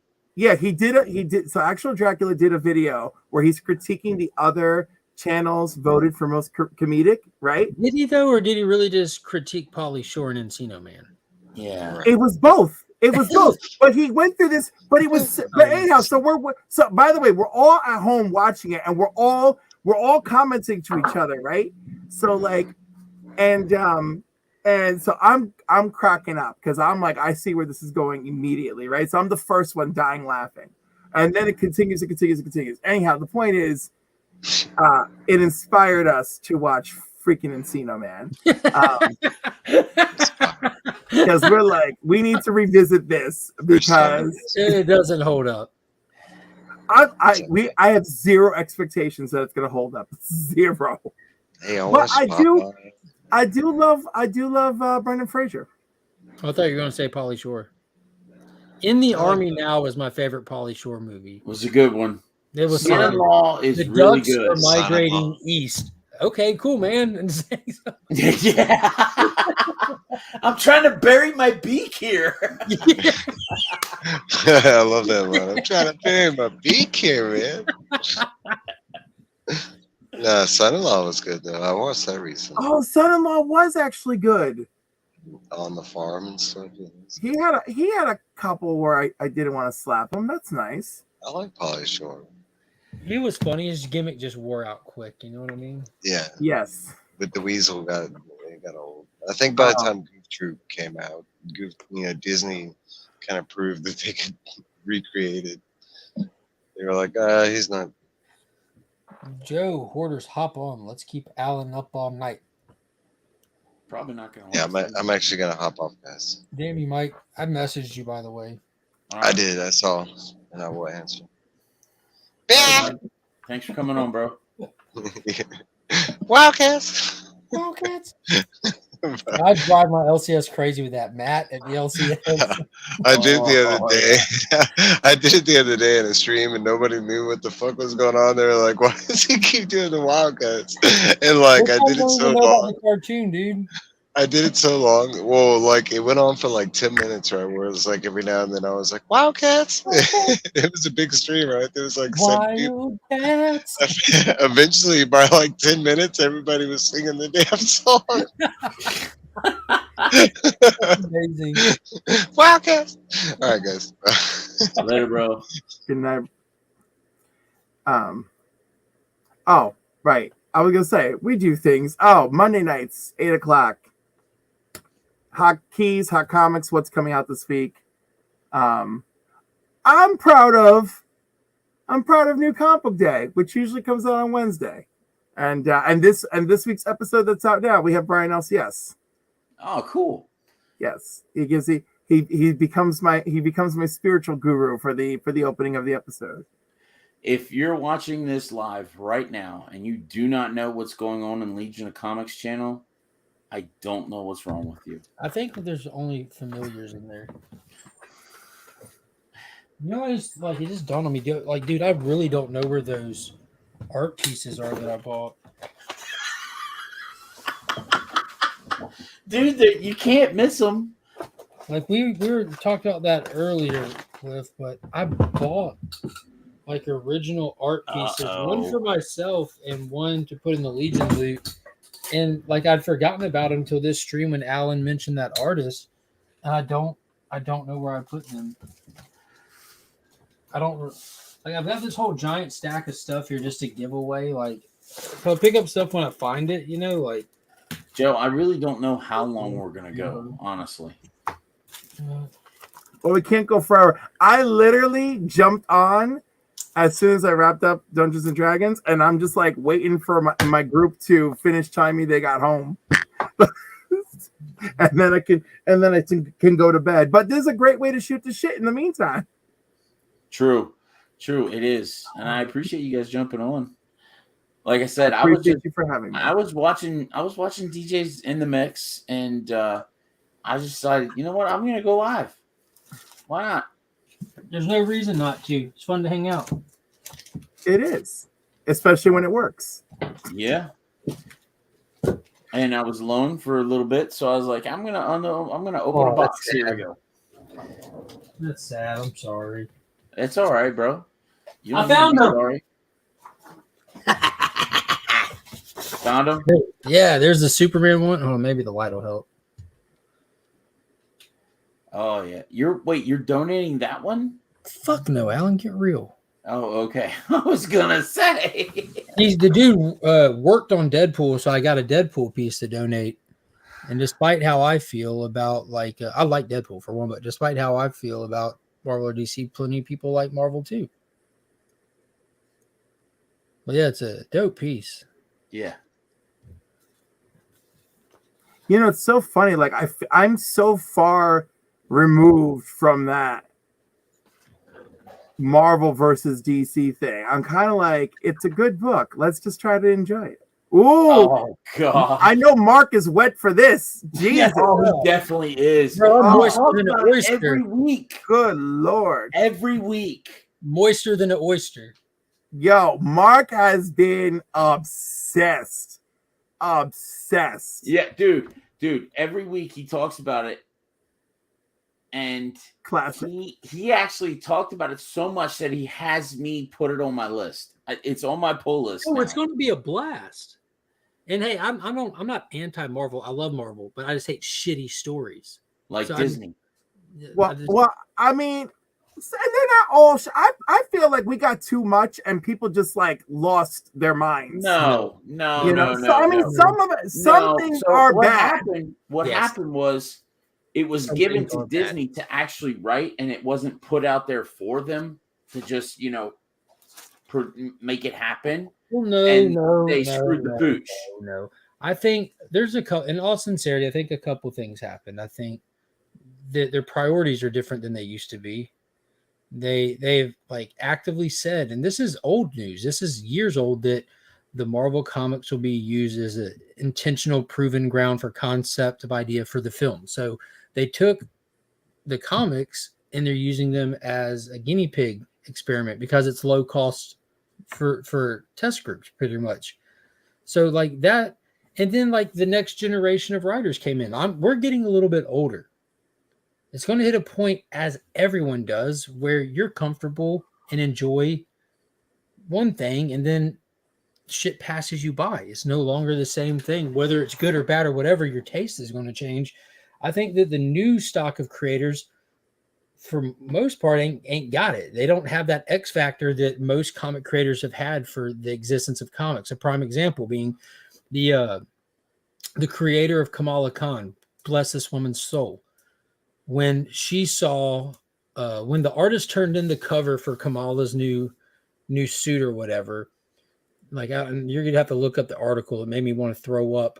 She saw it. She goes, "That's fantastic. Where'd you come up with that idea?" And the artist mentioned some of the artists that inspired him, artists from the 80s and stuff, right? And she goes, "That's so crazy. You know all these artists And you like, how's that crazy for professional comic artists to know previous professional comic artists and be inspired by their work?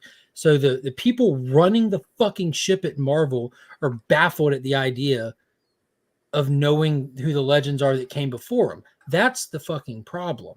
That's the difference in what we're getting today. Now, there is good shit at Marvel. There definitely is. Benjamin Percy's crushing it on Ghost Rider. Jason Aaron crushed it with that last Punisher run, despite the fake drama that was being drudged up about the skull logo. That was, you clearly aren't reading it if you think the skull is like being washed away. It's on a shrine in his fucking room. Like, you know, like it was amazing. Philip Kennedy Johnson's actively saving Hulk. Yeah, there's good stuff happening for sure, but just it's not just like an individual title thing for me, because like you hear me say, like, there's a lot of DC I don't pull because like I'm a continuity hound. I like that bigger picture type shit, and I like those titles that are feeding that bigger picture. That you just don't have that same momentum, that same drive, that same build that's happening, especially right now with DC. With this whole, really everything after Death Metal has been reconstruction and build. Reconstruct and build at DC, and they've been tightening up all kinds of stuff. It's just a fantastic time to be a DC fan, and it's an unfortunate time to be. I feel bad for someone if they're as big as a Marvel fan as I am a DC fan right now. I feel like that company's doing them a disservice, and that wanes and flows throughout history. Like Marvel's producing better content sometimes, DC's producing better content sometimes, and the ultimate like call in all this is the money. You know, when money starts to matter, the quality will rise. Then you'll get comfortable and the quality will drop. Yeah. That's my take on it.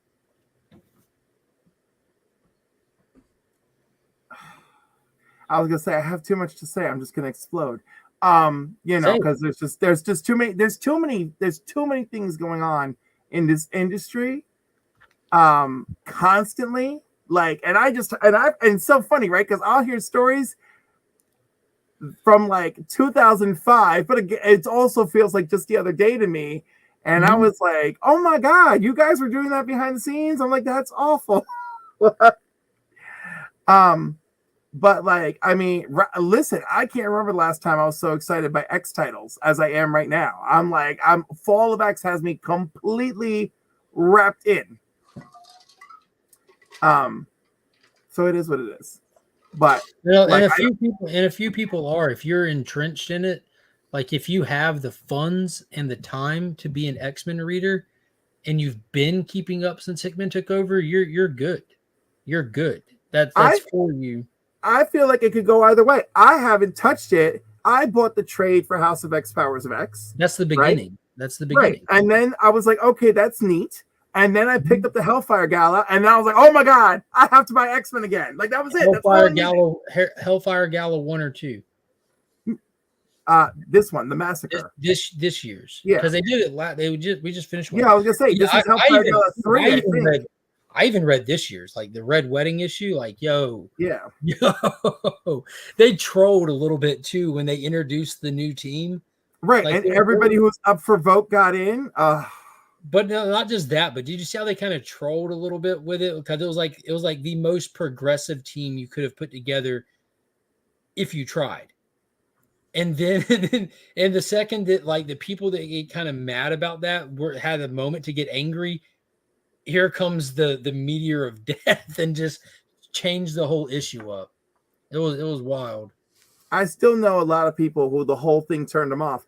And it's funny because, I mean, like one friend of mine, like it turned him off comics so bad, right? That it was like me with the New 52. And I was just like, oh my God. I was like, dude, are you all right? Do we need to talk? What, the Red Wedding issue did? The Red Wedding issue like turned him off so bad. He's like, I've been invested in this, blah, blah, blah. And, you know, I was at one show with Steve Orlando and we're talking about Marauders. And he's like, we have weekly meetings. The whole X team has weekly meetings. And he goes, and every other week, Hickman joins us, even though he's not directly involved. But he re-guides the main plot. And I was like, that's commitment. And I hope he's getting a check. But like, but that was like really cool to know that like somebody is like they're all like coming back to I had this plan. Oh shit. No, I'm listening. I'm showing off some sets. These are all C3 sets. That's a gorgeous. I mean, but that's a real set. Dude, did Mhm. Angel thank you? Like, seriously.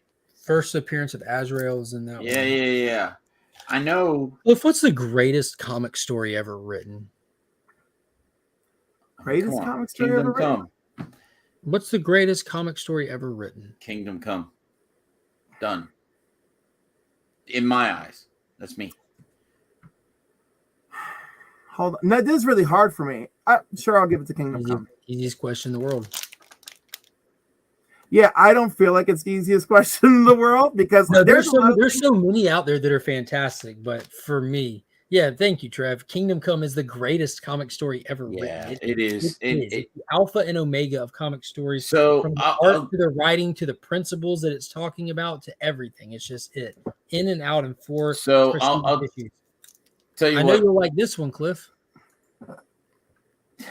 We all know how I have mixed feelings about that, but I'm particularly keen on this.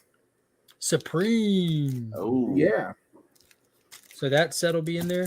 And of course, I showed you that the actual preview with the ballad in it, but I've got so many copies of this, like from my childhood, some I've rebought, trade paperbacks. But I'm definitely putting a set in there because this is like when people ask, like when you go on people's shows, and I don't really get asked to go on shows anymore these days. But the few times that I have, unfortunately, because of my schedule, I have to like I can't really promise a date ahead of time. But when I used to get invited on shows, they would be like, "Who are you and what do you do?" kind of thing. And what was your first comic book you read? I'm like, I don't have a clue what the first comic book I read was. You know, I was too I young. still own it. I still own it. I was too young to remember. You know what I mean? Like I don't have a clue. Comics were just in my house everywhere. Like my kid's is growing up the same way. Just comics in his room. Comics are in the living room that are his. And there's Godzilla comics on the floor with his toys right now. It's just part of his life. And he won't remember those books when he gets older. You know, it'll be something else. So for me, I always say I can't remember, but one of my best comic memories was when this came out and debating with grown men at the counter of my LCS that I still go to now about their ballots, filling out their ballots incorrectly. I'm like, Wolverine cannot beat Lobo. That's not a thing. And like, this is Jim Lee's X-Men era. You know, like everyone's like, oh, Storm can beat Wonder Woman. Wolverine can beat Lobo. Like y'all are all high. And like this little kid, like knee high to a duck kind of thing, is sitting there debating grown-ups about it. I can. Yeah, Kingdom Come. When we did the Viking Book Club, we did Kingdom Come, and we messed up. And that guy Dale. Oh crap! I didn't see his face first. I messed up. I thought I was getting a dick on the picture on the frame here. He can back out and come back in if you need one. The Longbow Hunters. No, you know this Longbow Hunters was Mike great. Bro?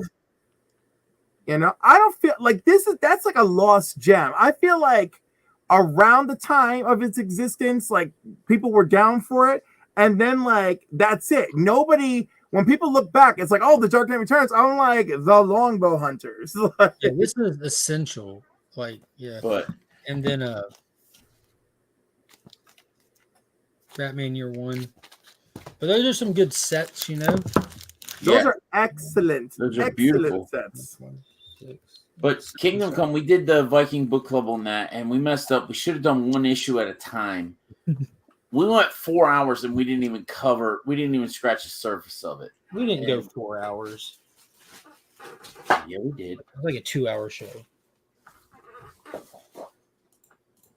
Okay, 2-hour show. That's what Mark says. That was a fun show. Yeah.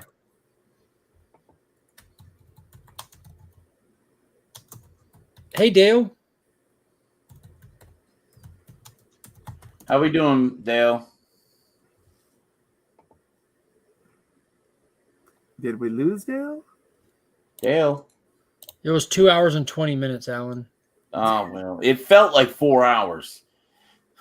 I was tired. And you covered nothing.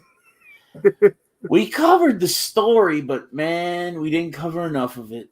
Like we could have went pain by pain in that thing, and it was, it still is one of the best things I've ever read, bar none.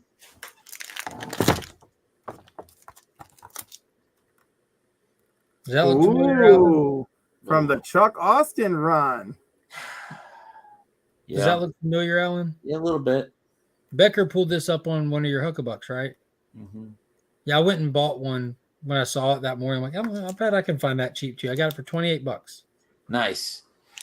That's got thrown into C3. Some Three Jokers is going. Nice. Some just fun Ah, Ooh. labs. You know, Oh. oh, that's the Flame. second anniversary. I don't know what I'm going to do with all this stuff yet, or where it's going to go. If it's some of it's Mark, gonna I'm go going in to try and save you on some shipping. All right. How the about that? prize wheel, or if I'm going to use some of it for like, I might build some of my mystery boxes with some of this stuff too. Probably a good idea, bro.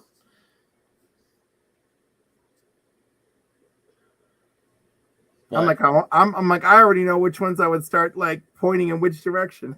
yeah, right.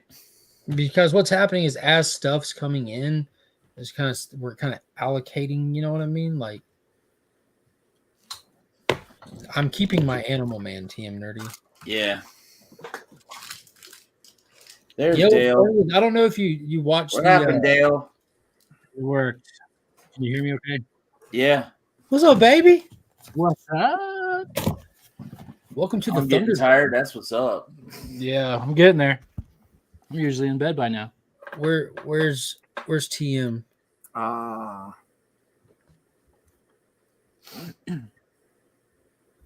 Oh, look at that Stream. card. Oh, there's some Animal Man. Dude, that hollow that you pulled out of there, Give him Animal Man. That's true. What's up, Dale? that hollow card that you pulled out the other day, that one, yeah, super sexy. I've pulled one so far. That's it. You know what's Yeah. funny is we have this entire set. I have mine from my childhood still that I've got and opened and stuff. I have all my binders. But when Pop saw me start opening them, he sent me a picture of like his actual list that he keeps, like his digital list. He's like, hey, if you pull this one or that one, let me have it so I can complete my set. I'm like, bro, I'm trying to complete a set.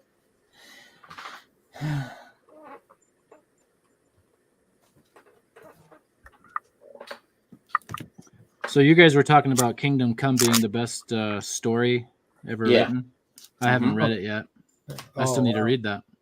Okay. Well, you're Goodbye, lucky. Dale. the chance. Sorry. I put I remember really, dude, I'm telling you, it ain't gonna take you long. It won't Yeah, what are take you you doing long. sitting with that just open air? I just took it out to verify that it was a first print because there was an $8 price tag on it in a seller that I knew at that little comic and card convention I went to, and so I got it for even cheaper than that. He called me and told me he got that. I was like, "You suck." So I had That's to I had nice. to check. I haven't opened it yet to verify it was the first print, but it is. It's the first print. And you just put your fingerprints on the super sensitive cover. Oh, I know, you right? son of a bitch. I don't care. Dale, you know it's it a won't comic take you book, long right? to read, man. You really need to get the trade and read that thing. It's Yeah, I was didn't gonna do say, this for certain- comics, so does worth not Look at you. affect That's grade. that terrible. Does Terrible. not affect the grade.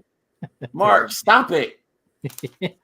That does look at me. Look at me practically vandalizing this book. It doesn't affect the grade. It's I mean, fine. It's finger it. fine. Book. They're built to have that done to them. And look, I'm going to put Right. it back in the Not shoddy, get a 9.8. this shoddy bag and board that I got it and going right back in it. Doesn't even seal proper. Look at that. Sticks up. Oh, crazy about books. They're comics.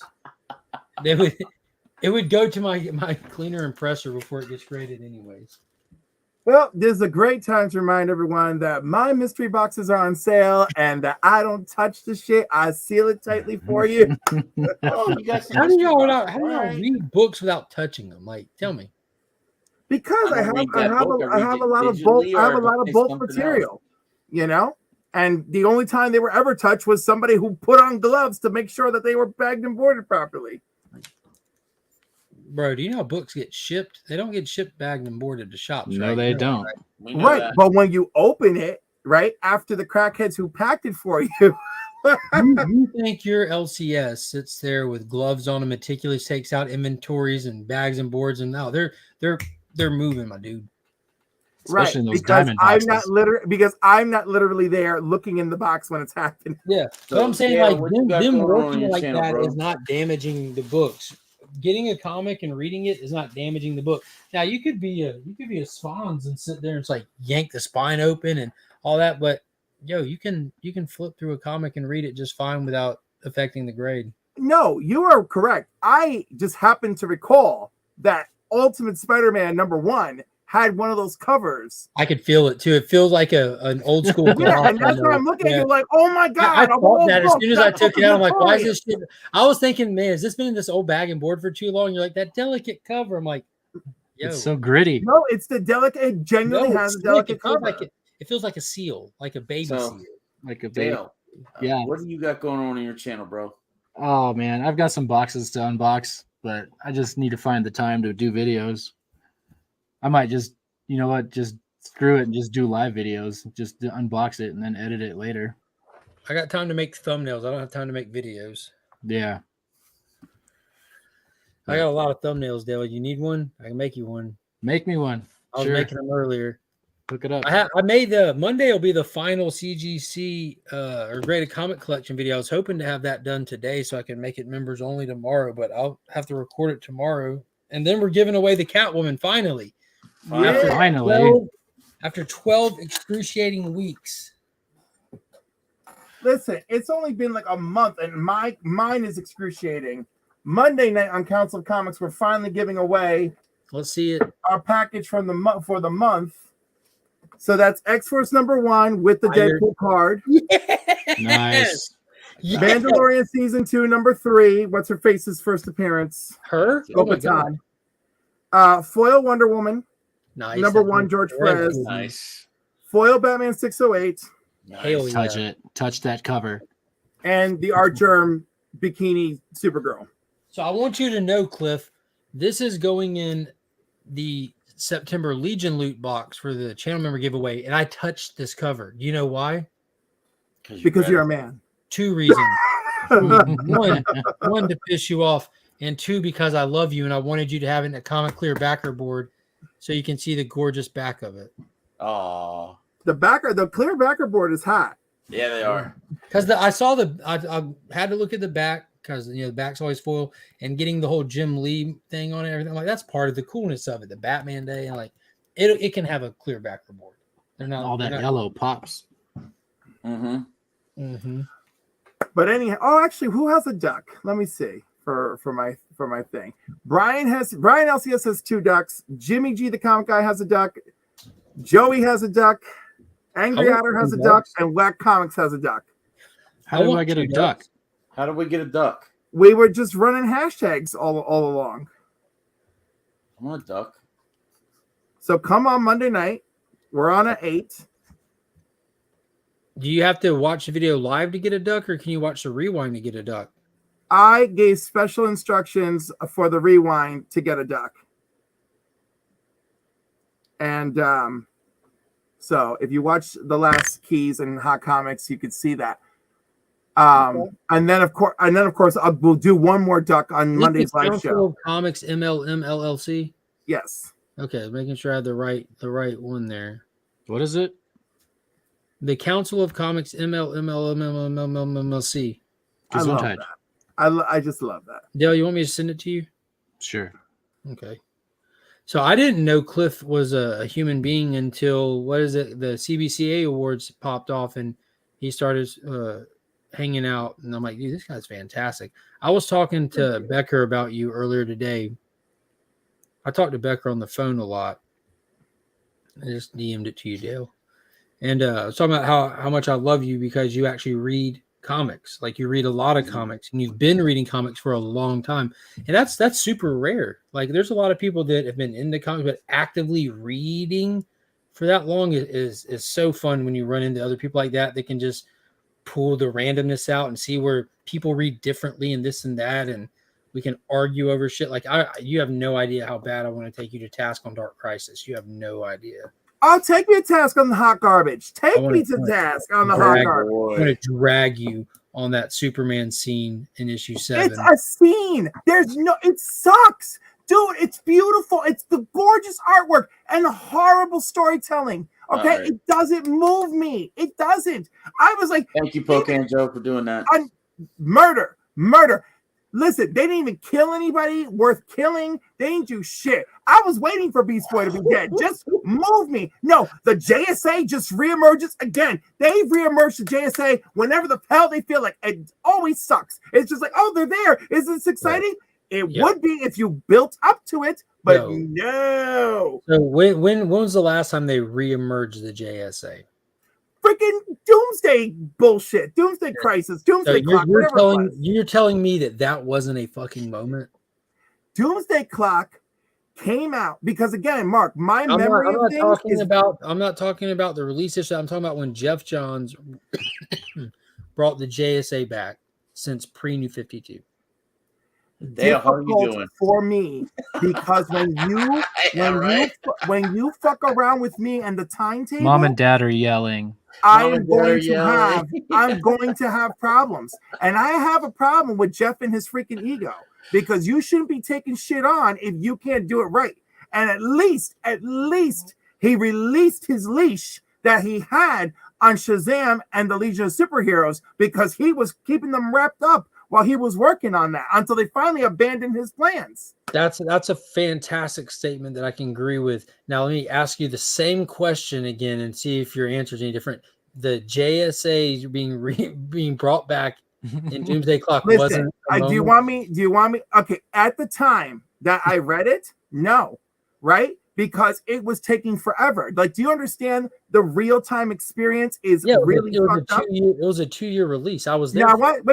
Now, do you want me to tell you? Do you want me to tell you something nice in answer to your question? I just want the answer to the question. I know, but I did give you a real answer. When I read it initially, it was awful because I was having an awful reader's experience. That said, I reread the trade cover to cover. And it's fantastic.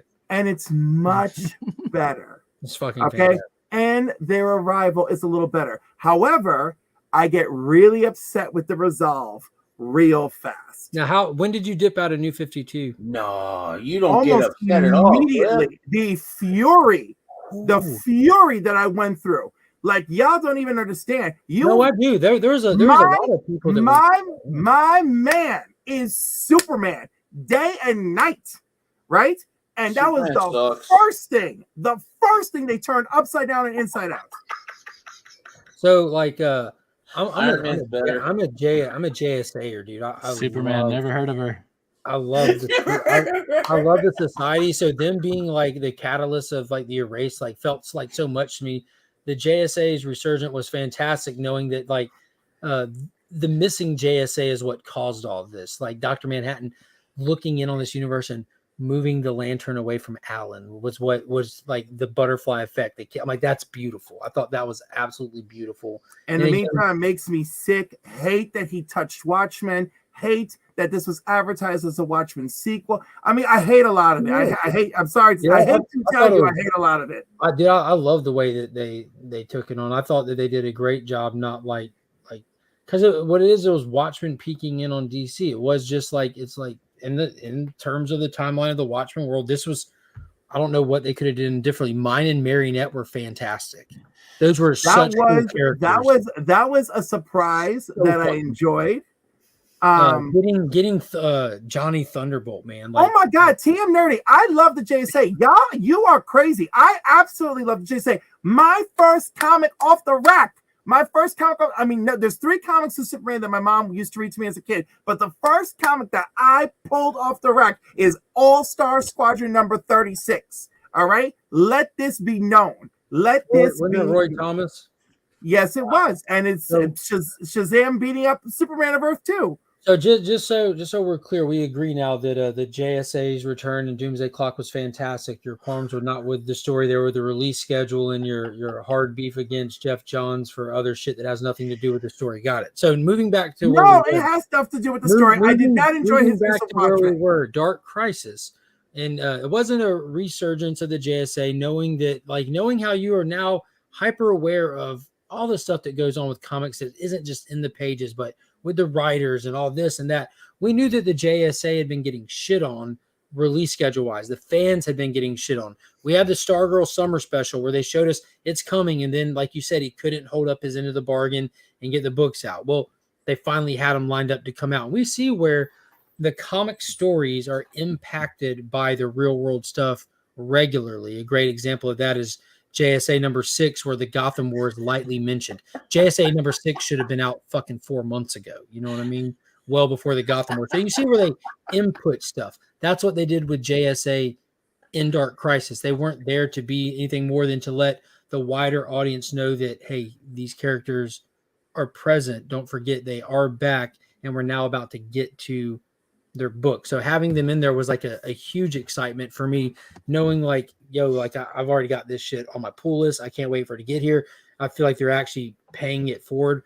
But I thought Dark Crisis was fun. Justice League 75 I thought was fun. I'm not one of those people like, oh, they're going to kill someone and bring them back. Like, yo, no shit. It's a comic book. Like, I don't know why people act like that's a new concept. That's how they work. That isn't my issue. My issue is Dark Crisis shows up, then they have the audacity to attach of Infinite Earths to it. Yeah, that was they had nothing to announce, so they wanted to do something to try to help sales. It's just such a disgraceful thing because it just is. We got Pariah in there. Oh, he's corrupted by the darkness, and even then, it's more his corruption than the darkness. He was corrupting the darkness. Yeah, it should have been slumbering. I thought that was great. See, I'm a Justice League Dark guy too. So the Great Darkness thing was such a great callback to Swamp Thing 50, and there's just a lot of fun shit in there. What I really felt like they fucked up is the title. If you would not have attached the word crisis to it, you wouldn't have had such high expectations for the stakes, which couldn't have been big because this is really just this is literally the execution of 5G is what it is. Everything that Dan DiDio had put into motion for 5G, which had slowly been getting chopped up and moved under the rug, but there were still a lot of wheels in motion that had to be addressed. Future State had to happen, and I think they handled it well with the 2-month little thing. Future State actually was handled well. It was so goddamn good, but there are still so many elements of it that are still in motion that they had to address and move as far as like those 5G characters that were forefronting and what are we going to do with them and stuff. And this was really capping that all off. I thought Spring was funny, but I thought it was a good way to cap that off, and they should not have called it Dark Crisis. Anyhow, listen, it's just terrible. I just can't. I like the fact that I found Night Terrors vastly superior. Oh, Night Terrors, you know, so good. Like I mean, like, and Night Terrors for me is fun, you know. And did Christian Bale just show up? Oh, I'm sorry, it's Christian Dale. Christian Dale, yeah.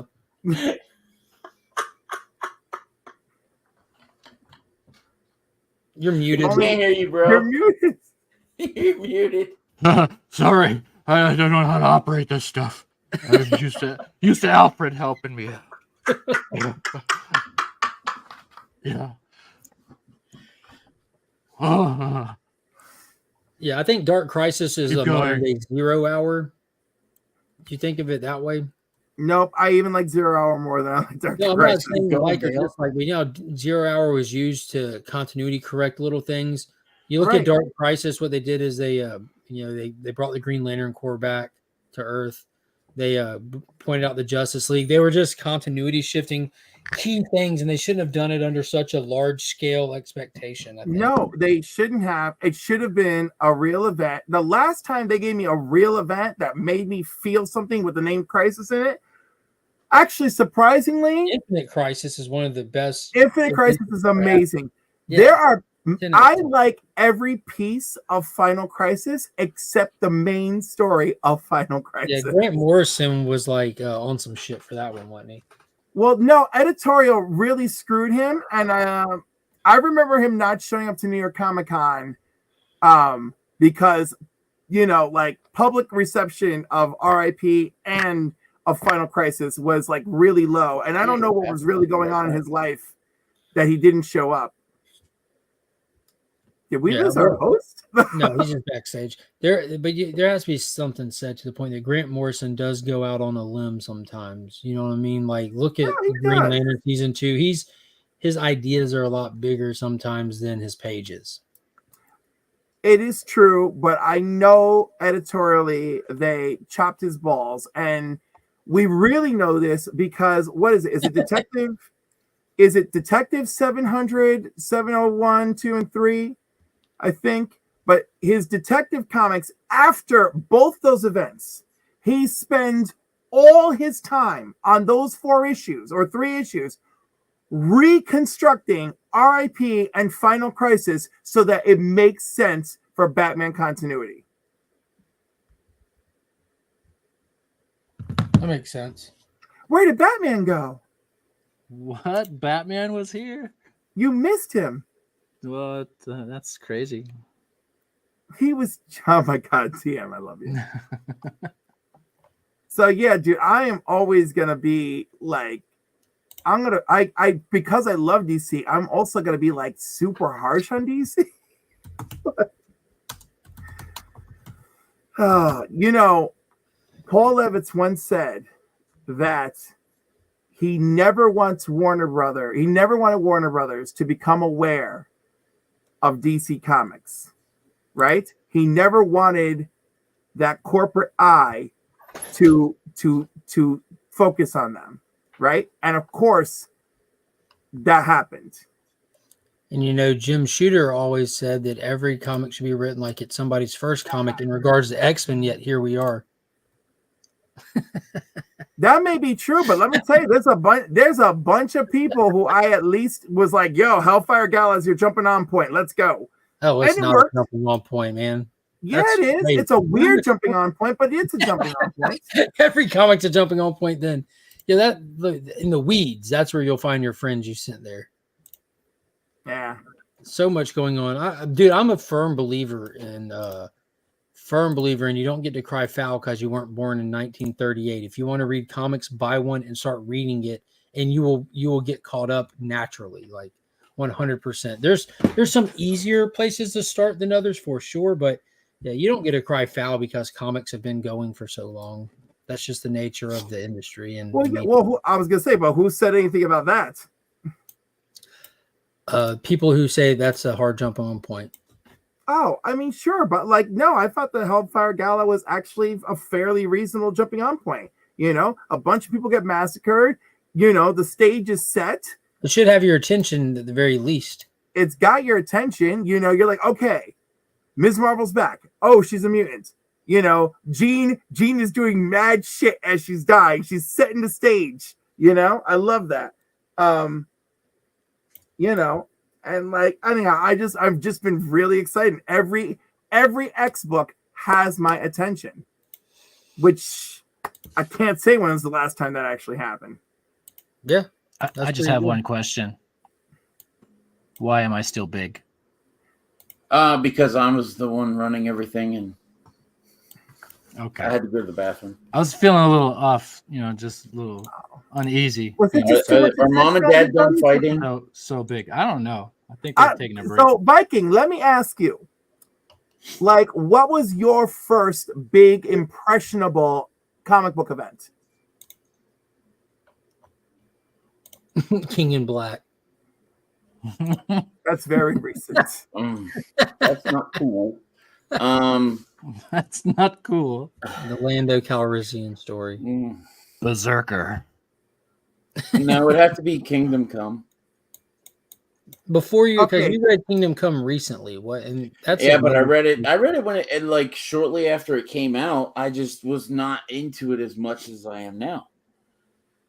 And it was just You're killing me. Number one, because I don't consider that an event. Yeah, it's not an event. I consider that a beginning to end Elseworld story. No, I mean like Infinite Crisis, Dark Crisis, Secret Wars, the new Secret Wars, the newer new Secret Wars. King in Black, Empires. Like the actual like ongoing continuity stuff.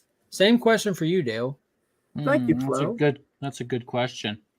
I'm gonna think on it because I haven't read like Infinite Crisis. I have the books. I just need to crack them open and read them. On Infinite Earths. Would Flashpoint be an event? Oh yeah, absolutely. Yes. Yeah, so I did read that. That was pretty decent. I haven't seen the movie yet, but The animated, or are you talking about the live action one? both. I'm gonna have to say Dark Knight's Metal. The first one or the second one? First one, Metal. The second one's Okay. Death Metal. Okay. Well, some people just call them by the same thing. Yeah, that's because they're dumb and they don't know. Okay. I mean, Okay. I don't like to That's say Alan that, Hurd. Viking, but I'm agreeing with you.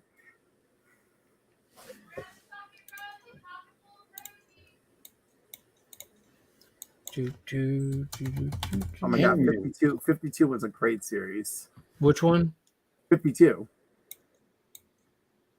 Oh man, dude, I still think about how Osiris got slaughtered and tricked and slaughtered. Oh, I think listen. about that. I don't know why. I honest to God think about that regularly. Like if I ever meet a talking alligator or crocodile and he pretends to be my friend, I'm going to know better. I'm going to know better. especially if you have superpowers. Like, bitch, I am not dropping the superpowers in front of you. Yeah, that was just crazy. And getting like the whole Renee Montoya arc was great too. That was just, Dude, the weakest story in there was Steel's story, and I still loved it. Everyone was like, "Oh, Cliff, who cares?" I was like, I love it. He's wearing the S. I love it." Some people dumb. Rob, who doesn't sleep. Either do you? You guys were all up at the same time I was. Rob's yeah, here to but I'm talk gonna about go comics to curing bed. cancer. All right, Rob, go ahead. Tell everybody what is comics curing cancer. Like, Rob, isn't this what you've literally been doing for a whole month now? It's just everywhere you appear. Yeah. Also, I love that you're wearing your Legion shirt. It's Friday. It's great. I often wear my Legion shirt on Friday. I like that you and yours is green, right? Yes. Yeah, I like that you and Nelson, the owner of BTC, have the same taste because Nelson was wearing the same one when I have another one. they posted It's that in video. a navy blue. Mhm. It's the one that has the what did I do? The Urkel of Iowa. Oh, the, Or the Urkel, Idaho Indiana. Urkel, Whatever. Indiana Urkel, yeah, with Tyler Yeah. on it. On the but I accidentally ordered a 3XL XT. So it's like I don't need the tall, I just need the wide. That Indiana Urkel one was I really so mint. So the shirt is like a dress practically, and it's like Just tie it in a knot. That one, like, with right, the right. design and Just the color below and my the boot breasts, right? background and the So I image, can expose my midriff. I really No. didn't want that one to be on a yellow shirt, and it really like makes the corn presence. Yeah, pop but as I well. wouldn't wear a yellow shirt. That's The not a best color way that to- complements me very well. It's the No. best way to compliment Tyler is to wear it in yellow. No. Yeah, it's just like the same thing with my Dr. Von Hoot shirt. He sent me a 4X for some reason. He guessed at my size because I kept saying I was a fat man with fat sack comics, so he just immediately assumed that meant I was a 4X, and I was like, oh, well, it's there, but the biggest problem with it really is that the neck is then so big that I don't like the way it looks. That's fair. Dude, Daymare's shit. That stuff was insane, man. So Daymare's has sent in, and I've been posting, he sent in a bunch of original art first.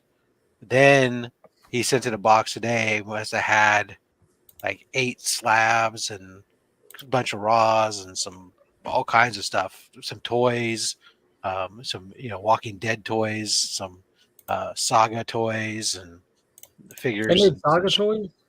Huh? Saga? Yeah, they made Saga toys. I didn't know. That's pretty cool. Yeah, the main 2 characters, little 2-pack action figures. So yes, bunch of stuff.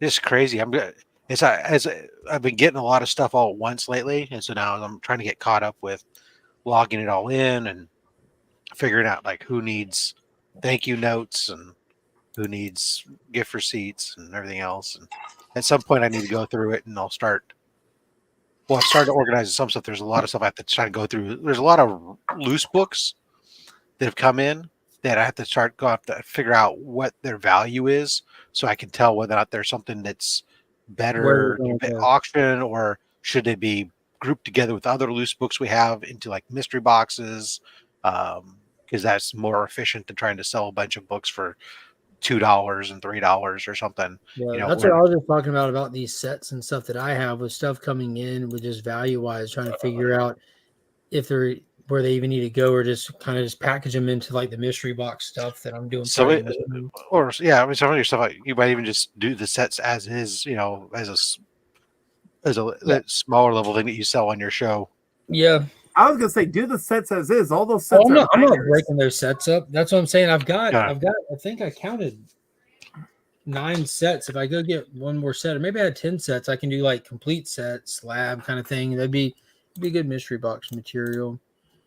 So, Mark, I have a question for you, sir. Oh fuck! Yeah. Why do you think shaving my beard is not that big a deal? Because it's your beard. It's no one else's beard. And people shave beards all the time.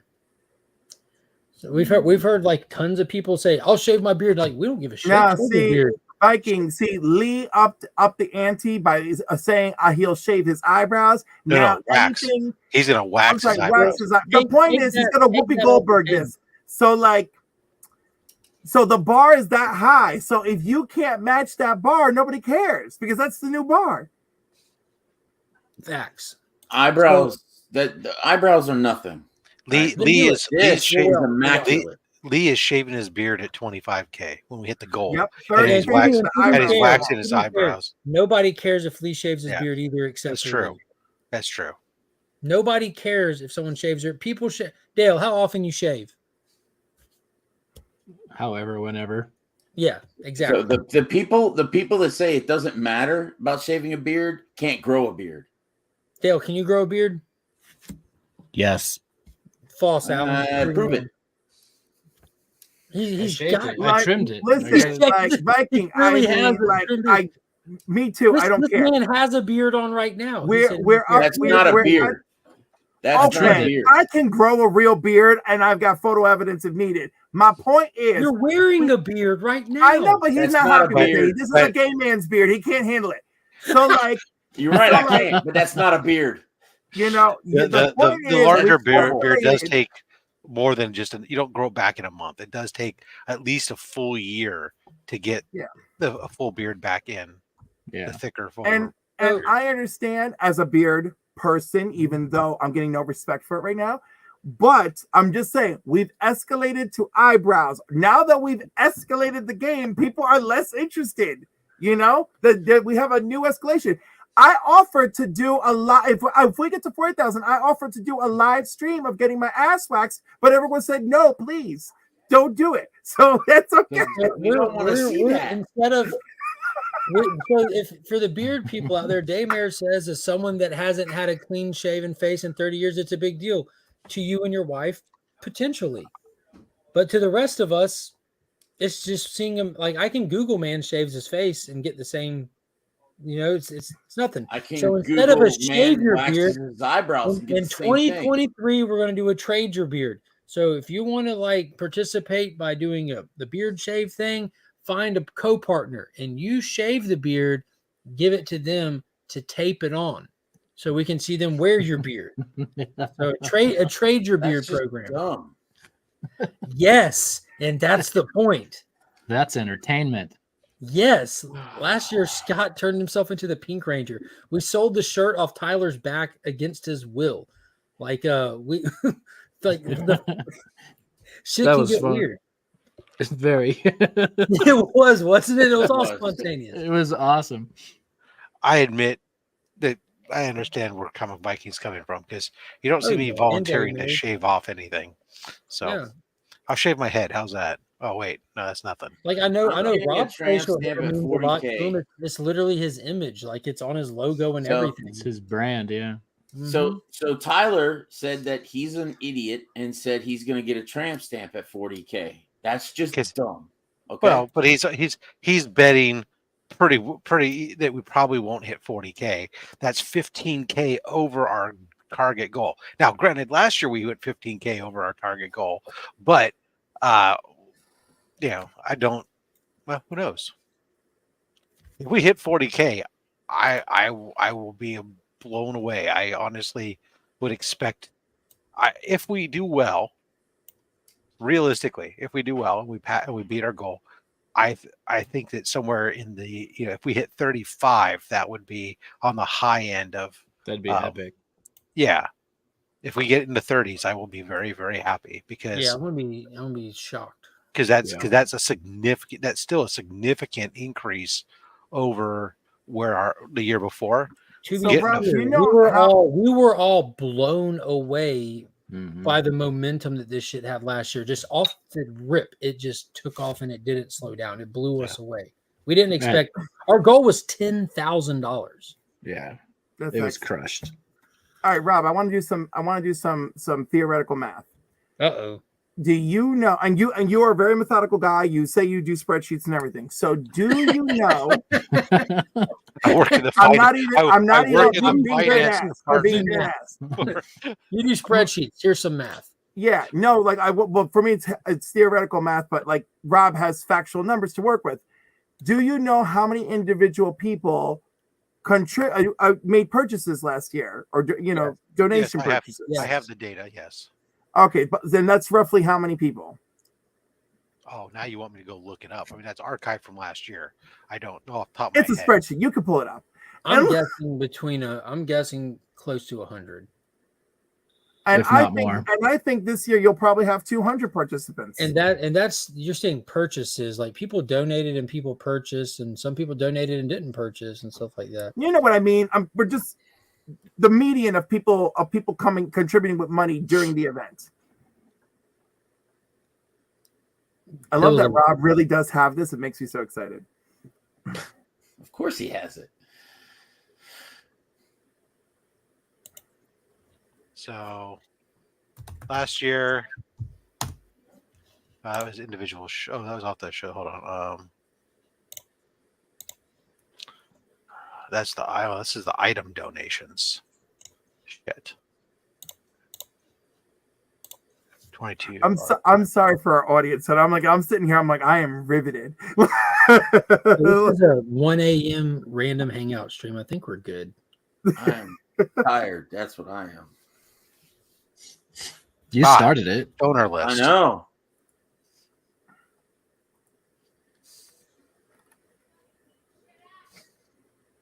It's only 10 p.m. in Robland. That's Wow, this is all broken out. God damn it! See what you did, Cliff? This has got like each You're good, person that bro. does this like multiple times. I need to pull a pivot table out of this in order to Pivot. get it. Okay. All right. Then But I'll let it. there were nearly 300 different donations. Now, most of those donations, those were not by unique individuals. So there were many people who made multiple purchases throughout the event, so they show up multiple times. All right. So this is my theory that I'm gonna share with you, and and wait a again, second, I already have a pivot broken out. God, I'm such a goddamn sexy son of a bitch, aren't I? Right now, you are to me. You right now, stellar. Aha, there it is. I can't remember the last time someone turned on by pivot tables. There was 116. Rob has a spreadsheet for that too, Cliff. 116 individuals. So I was close. All right, Just- that's good. That's Yeah. excellent because all right, You I two am need to be alone at nearly, the bottom. I am nearly positive, Rob, that the participating audience from last year has probably doubled. I think it'll get close to that, if not over that. I'll agree with him. Because and I know this is like a weird. This is like a weird. Because This is this, like is a what weird. this is what you're really trying to get to. And so the average spent per person Mhm. would have been $177. Okay. So that's the amount that we received from the individuals divided by the number of individuals. So it does not count our corporate I grant. spent we had so last much year. more than that. I'm just saying this is what the average is. Yeah. Because yes, there were certain individuals who spent far more than that.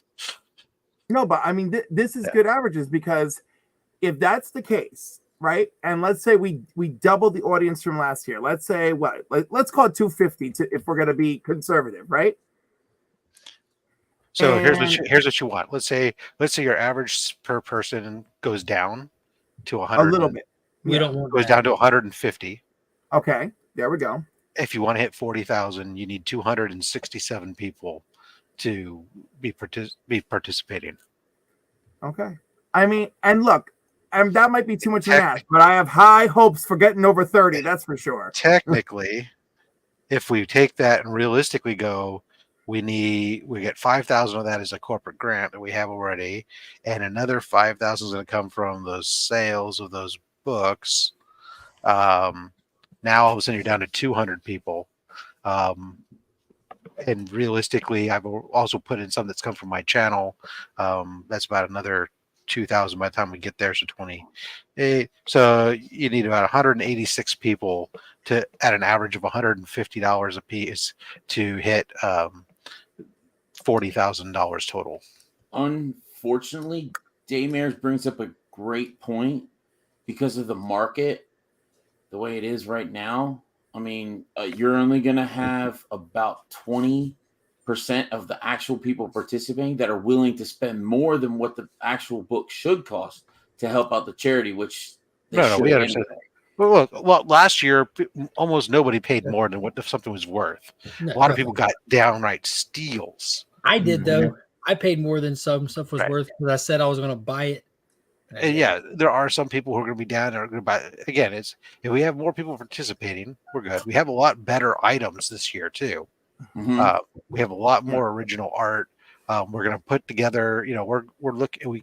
We're going to group the art together, and we have connections to the art community that we're going to let them know what time, roughly when we're going to start those things. And I was actually just kind of thinking about it earlier today about trying to like map out what would be auctioned, the order which things will be auctioned, and be able to have that posted so people can, if they know when something they want, well, they won't be able to look at an exact time. They can check in and say, oh, okay, this is where they're at. They're coming up on what I'm interested in or something, type of thing. And then some of these items that we have, one of the things that we may do a little bit different is we might have, instead of just, okay, this is what's up right now, and you got 2 minutes on the clock, and we're bidding on that one, and we're moving on to the next. We will do that probably with the majority of the stuff, but there may be certain things that are bigger items that we may have them on a separate camera that's focused for a longer period of time. That bidding on it can go on while we're doing other items, and we can change that out and stuff, so we can get maximum value from some of the larger items. Cam item's a good idea. Daymare says, let me know and we'll bring it up to an art group I'm a member of. Bring it. Yeah, tell them now. Tell them now. Well, we'll have to when the time is. But yeah, we have several people, so yeah, we'll let you know, Damers, because there's also Becker and Scott from Hoarder's Hide are members of us, and Mad Spidey are also in a lot of those art collector groups. And I would love to have some, because C3 is limited to Instagram right now, and I know a lot of art groups are not housed on Instagram. A lot of Facebook groups. Yeah. So if people are able to spread the word over here, that's something that we talked about too. We're gonna have to expand the social media footprint of this by next year. Yeah. Well, then the one thing that we will get some on is so you know, we're going to X. Well, Shortboxed is going to be helping us too, spread stuff on their social media and including their Discord stuff too. So that's going to be helpful. But I mean, they're a great resource. Right. Yeah. Because Gene's going to be the guest on Only Slabs that day, the CEO of Shortbox, and they're going to do they're partnering with us to do some stuff to help us as well. So that'll be cool. So yeah, Tina killed it today. Fantastic. I think I have this horrible desk where I have everything is set up for computer work, and I have no place to actually just write. If I wanted to write a letter, it's absolutely atrocious. You should just type an email then. Except that I'm trying to fill out an envelope. Print it. I don't want to pull out the labels and everything, load the inkjet just to print out one freaking ice. All I can do is lead you to water, Rob. I can't make you drink. I know. Dale, what have you been up to this week? Work. Work. You watch Ahsoka? I did. How fantastic was that? It was all right. Mark, like what are we even talking about? It's just been fantastic Star Wars, that freaking show. Fantastic. I think What'd it you was think, a good episode leading up to the next episode. I mean, I don't know all the lore of all the Ahsoka and like the Rebels and all that sort of stuff. I did start watching Rebels, but yeah, I thought it was good. Yeah, well, just in context to itself, I think that this episode, I think this was the episode that this season needed to make it cohesive. Like Yeah. I was already enjoying it, but like just look where we left off. Like, yo, they're going to Pinocchio their ass to another galaxy inside of a whale's mouth. How does that make any fucking sense? Well, we open this episode with explaining that. This planet, as soon as Balin sees it, he talks about like, yo, this galaxy and the other galaxy that people were like, oh, you're breaking canon. There's another galaxy. Well, it's No, the it's part of the great hyperspace war. Yeah, It's been part of canon for years. But well, it's Disney canon, bro. They haven't brought that shit up in movies and all that. But like they addressed brought it up in the video games actually, which are under the Disney realm, which is counts as canon. Movies, Rob. Movies. Anything that has been done after Disney acquired it is considered canon, and that includes the video games. Movies. You know, the shit people watch. Hey, got a question, Rob and Mark, both of you. Do you guys have like we know the dates of C3. Oh Christ. Yep. Do you have the streams that everybody should be tuning into? Yeah, that's getting done this week. Okay. Gotcha. Well, that's fun. Then I'm not going to push anymore. Yeah. Like you're everybody's. We know what shows are going on. Everybody's supposed to get their stuff together before the end of this month, so that at the beginning of October we can release the schedule of both, not only the link tree but also our playlist, everything else. Yeah, you might be starting to get notifications. There's one or two that's already been set, and the rest of them will be set by the end of this month, and then the big we'll go back through after they set them, and we'll be able to give them the copy paste description that has like the link tree and all that stuff. So if people find one C3 stream, they find them all. Gotcha. Okay. Yeah. I got a question for you, Robin, Mark. Oh shit. I know. Do you guys want me to do the shipping for the stuff that I picked up from the LCSs that donated for this? Where they're in my house. What are they? One is a bunch of cards, like trading cards, and some comics, and then another one was like a hardback type book. I think it was Eerie, and then some loose comics. Yeah. So the two of my LCSs donated. Loose comics and stuff make it especially difficult because of we don't know how to put them, how we're putting them together, or whatever. So it's easiest probably just to ship it all to me. Mm-hmm. Okay.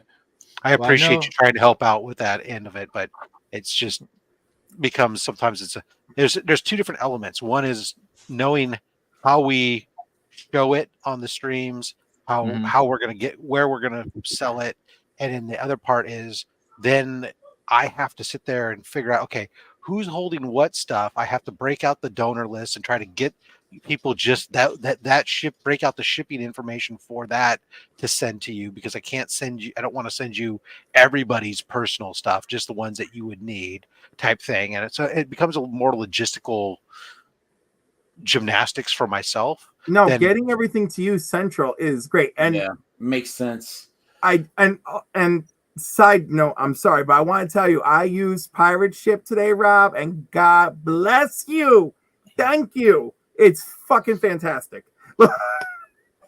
I really like it, especially when I do this, is I can do my bulk uploads, build out my spreadsheet with all the weights and stuff, and then bulk upload everything all at once into it, so I can batch print stuff.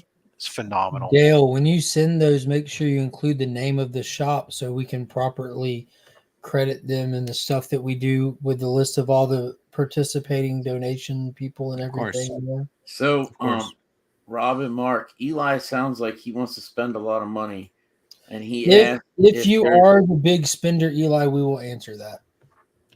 If you are the big spender, he will answer that.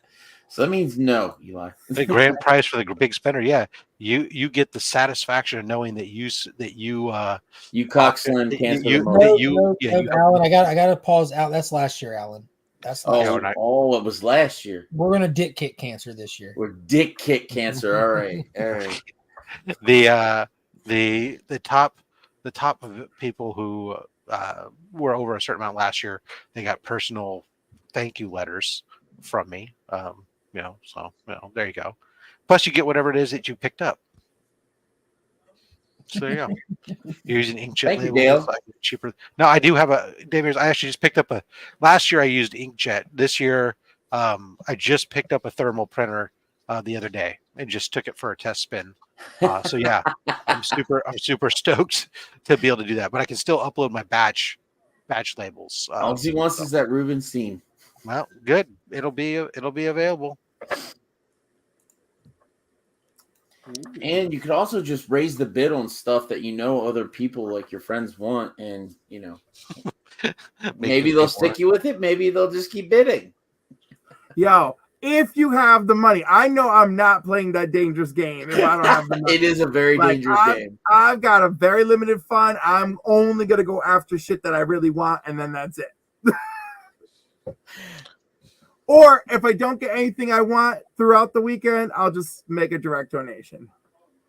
Great answer. Yep. Yeah. I mean, it's just make sure you know your limits. If you do not have expendable funds, but set your limits and you'll be good. Rob, check the.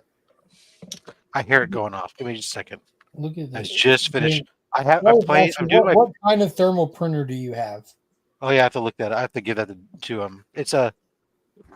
I gotta look it up. Hold on. I was doing my best impersonation of Justin Birch and doing some lettering. And Yeah. also, in terms of what Alan said about knowing your limits and all of that, figure out your limit and then spend over it, and then work out the details with life until your next paycheck afterwards. You got this. No, don't do that. I do not have this. I am not the one. And those of us in that grouping, like, follow my I plan. highly suggest if you go now and buy yourself, I don't know, $3 worth of ramen, you can eat like a king for a week after spending too much at C3. Problem solved. That's what I do. I already paid my water bill and bought like 20 packs of ramen. My kids are set. My kids love ramen. Make sure your water bill's paid. Buy some ramen. You good. You don't even have to Yeah. cook it. You can just like You don't put even water need in the pot, electricity to pour it up, cook ramen. Put it under your pillow for like a good 20 minutes. Jesus. It's set. Such a bad example. I don't want no one going hungry, Alan. Maybe it's a good example. Thick cut bologna sandwiches and mayonnaise. It Oh, looks like Dale's talking about it looks putting as if money Cliff down. is just trying to ignore everything you're saying. Cliff has ramen nightmares, it looks like. Yeah. For these and other fine tips, go to legionofcomics.org.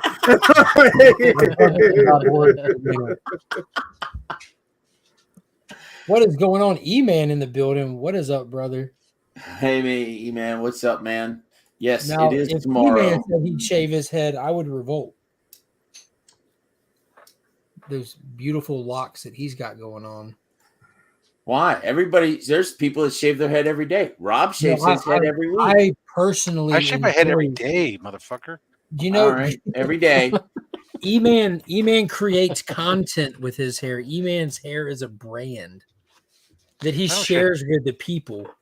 If I don't shave my head every day, then I got sandpaper that's rubbing on every chair back I have, and You're right. Feels like Yeah, a it shark's fucks it up. butt.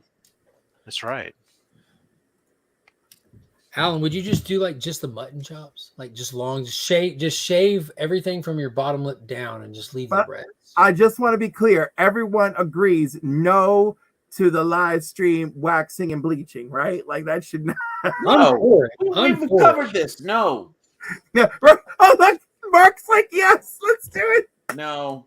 Why the fuck not? We can do it I'll right tell here you on what. Alan's channel. He can watch it. We're not doing it on my channel. We can do it on Mark's. We can do it on Mark's channel. It won't allow me. I'm monetized. I've tried it Tough already. shit. Yeah. I mean, Aggressively relaxing said it's 1 a.m. and I'm about to order something called the Liberty Bucket of Chicken. Nice. that's fantastic. I support that. Now I'm wondering, can we convince people to make purchases for C3 or donations to C3 to stop me from doing a live stream? You just be sitting there with your legs up with the wax in one hand. Donate now. Or Oh no, I can't. No, I'll be in the now. clinic. No, Donate now or the the clinic towel's is down coming the off. road from me. I With will the be pink at the ranger clinic. mask. The dermatologist will be there. Dr. Catherine will be in the house. You're gonna have to get that bikini off of Hoarder's hide. There's no bikini. There's no bikini in Dr. Catherine's office. No. Oh, again, you need to go back and watch that. Oh, I do. I'm sorry. Yeah, I gotta know. You know, Rob, you weren't here for a question earlier, so and it's a comic book question for you. Thank What you, was because the I don't want to talk about waxing. what was the first major influential to you comic book event, like Crisis or Secret Wars or Infinite Crisis or What was the Blackest first Night? big Which one like crossover had an event? impact on you? Got you. The first one that, well, I mean, positive impact was Secret Wars. There we go. The otherwise maximum clonage caused me to quit. Yeah. That was real for a lot of people. Mine I was sold- Crisis on Infinite Earths.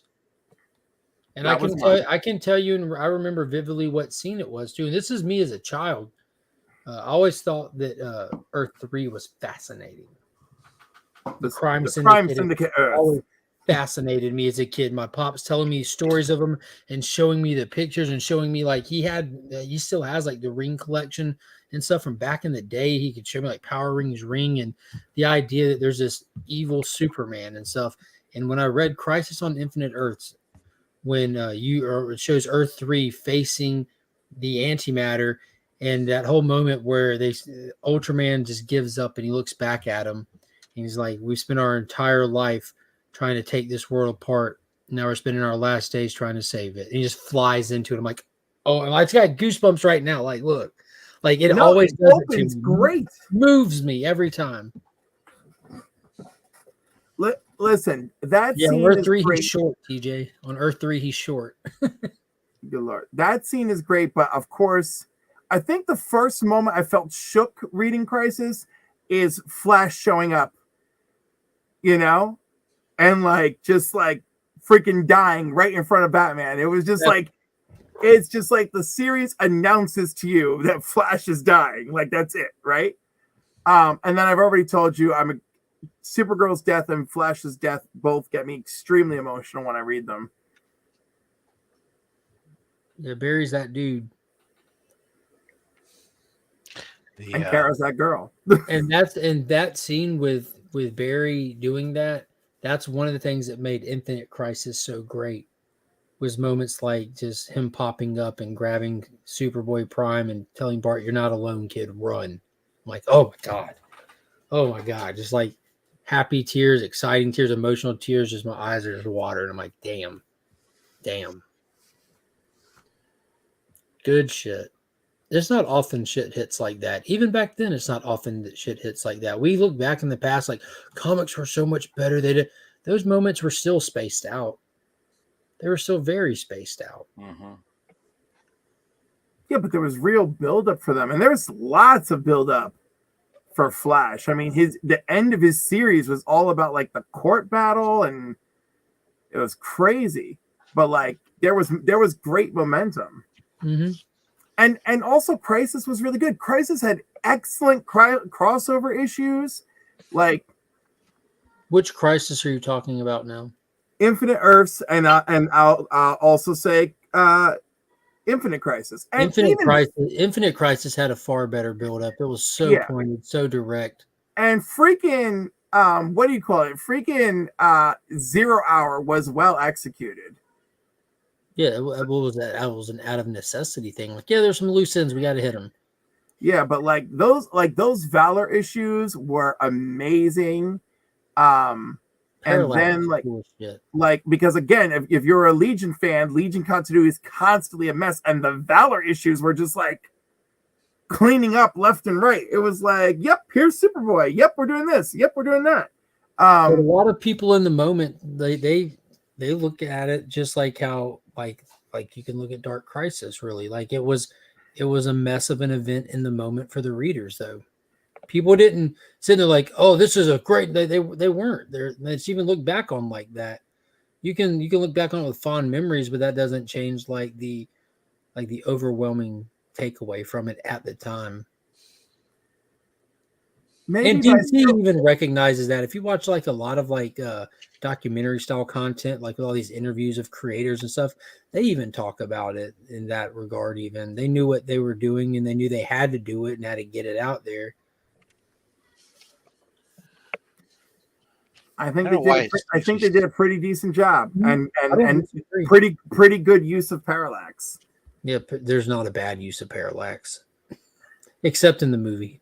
I don't know why. I always get so nervous when it's time to tri-fold a letter to stick it into an envelope. Like I know, because you want to nail it. Yeah. You got to measure it. No, I always eyeball it. Sure, but I'm very helpful. I'm very thankful for peel off freaking envelopes. Oops, except that I still lick them. I don't trust just the peel off. I peel them and lick them. Well, what I'm going to do is because these are out for Comic Screen Cancer, I'm going to put a Comic Screen Cancer sticker over the backside of it. Yeah, don't forget to lick it though. I have a very different. I'm trying not to distribute my DNA far and wide. It's the total opposite of my life strategy. I want to be accused of as few murders as possible. Life goals. Holy crap! Okay, I really have to go to bed. I'm baptizing my goddaughter tomorrow. So.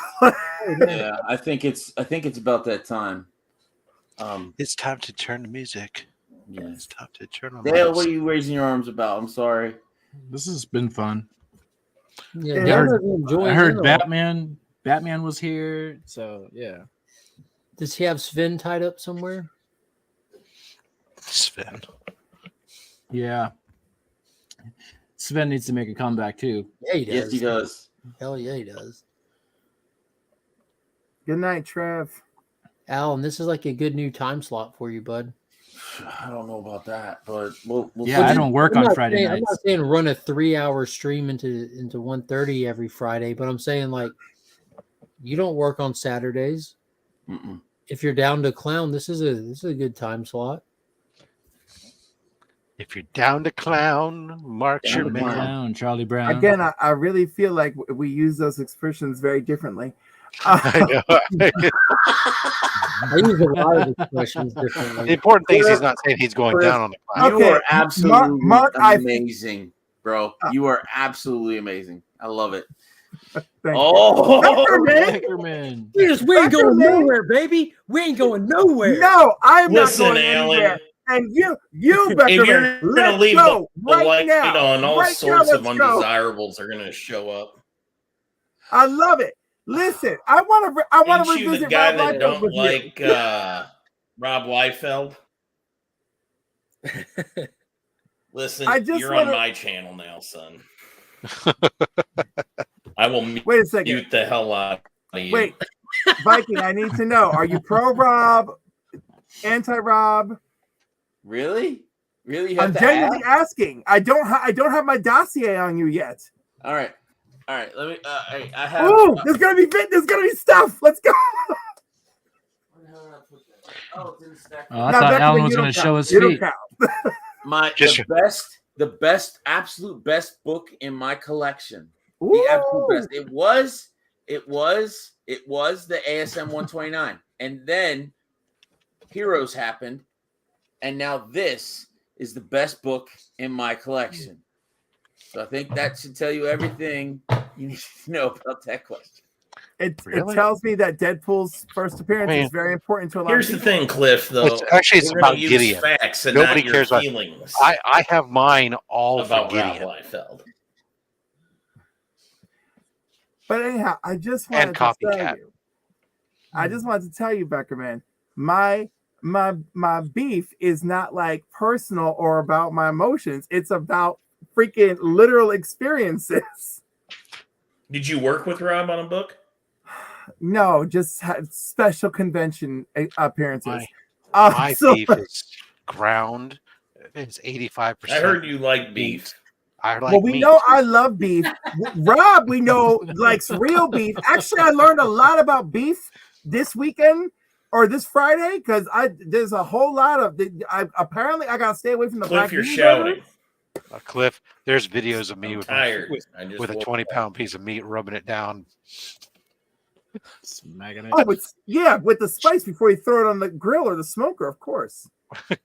You dry so I can dry marinate it for 24 hours before you put it on the smoker. Oh my Yeah. God, do you have like, the marinade, dry rack? hump, same thing. Do you have the rack in the fridge? Oh my God, I can't remember last time I had Yes. the dry hump. But like, do you have the rack in the fridge Well, not all the time, but when I'm putting for meat the in there, for the meats? Because Yeah. like that was a game changer for me. The first time I yeah, you did have to have that, the airflow all around it. yeah, amazing, absolutely amazing. Oh look, my Australian boy is awake. All right, so like this is why I know time zones, people. Don't forget.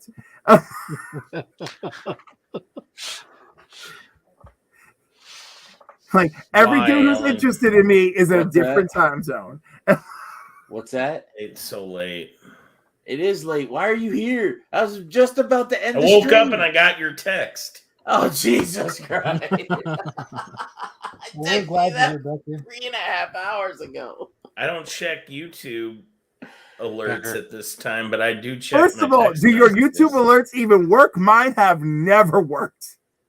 I mean, I get them, but no, I got Alan's text that said going live 2 hours ago. And I was like, oh, there's no way he's still there. And yet, here we are. He was. So I was like, well, shit, I got to put a shirt on.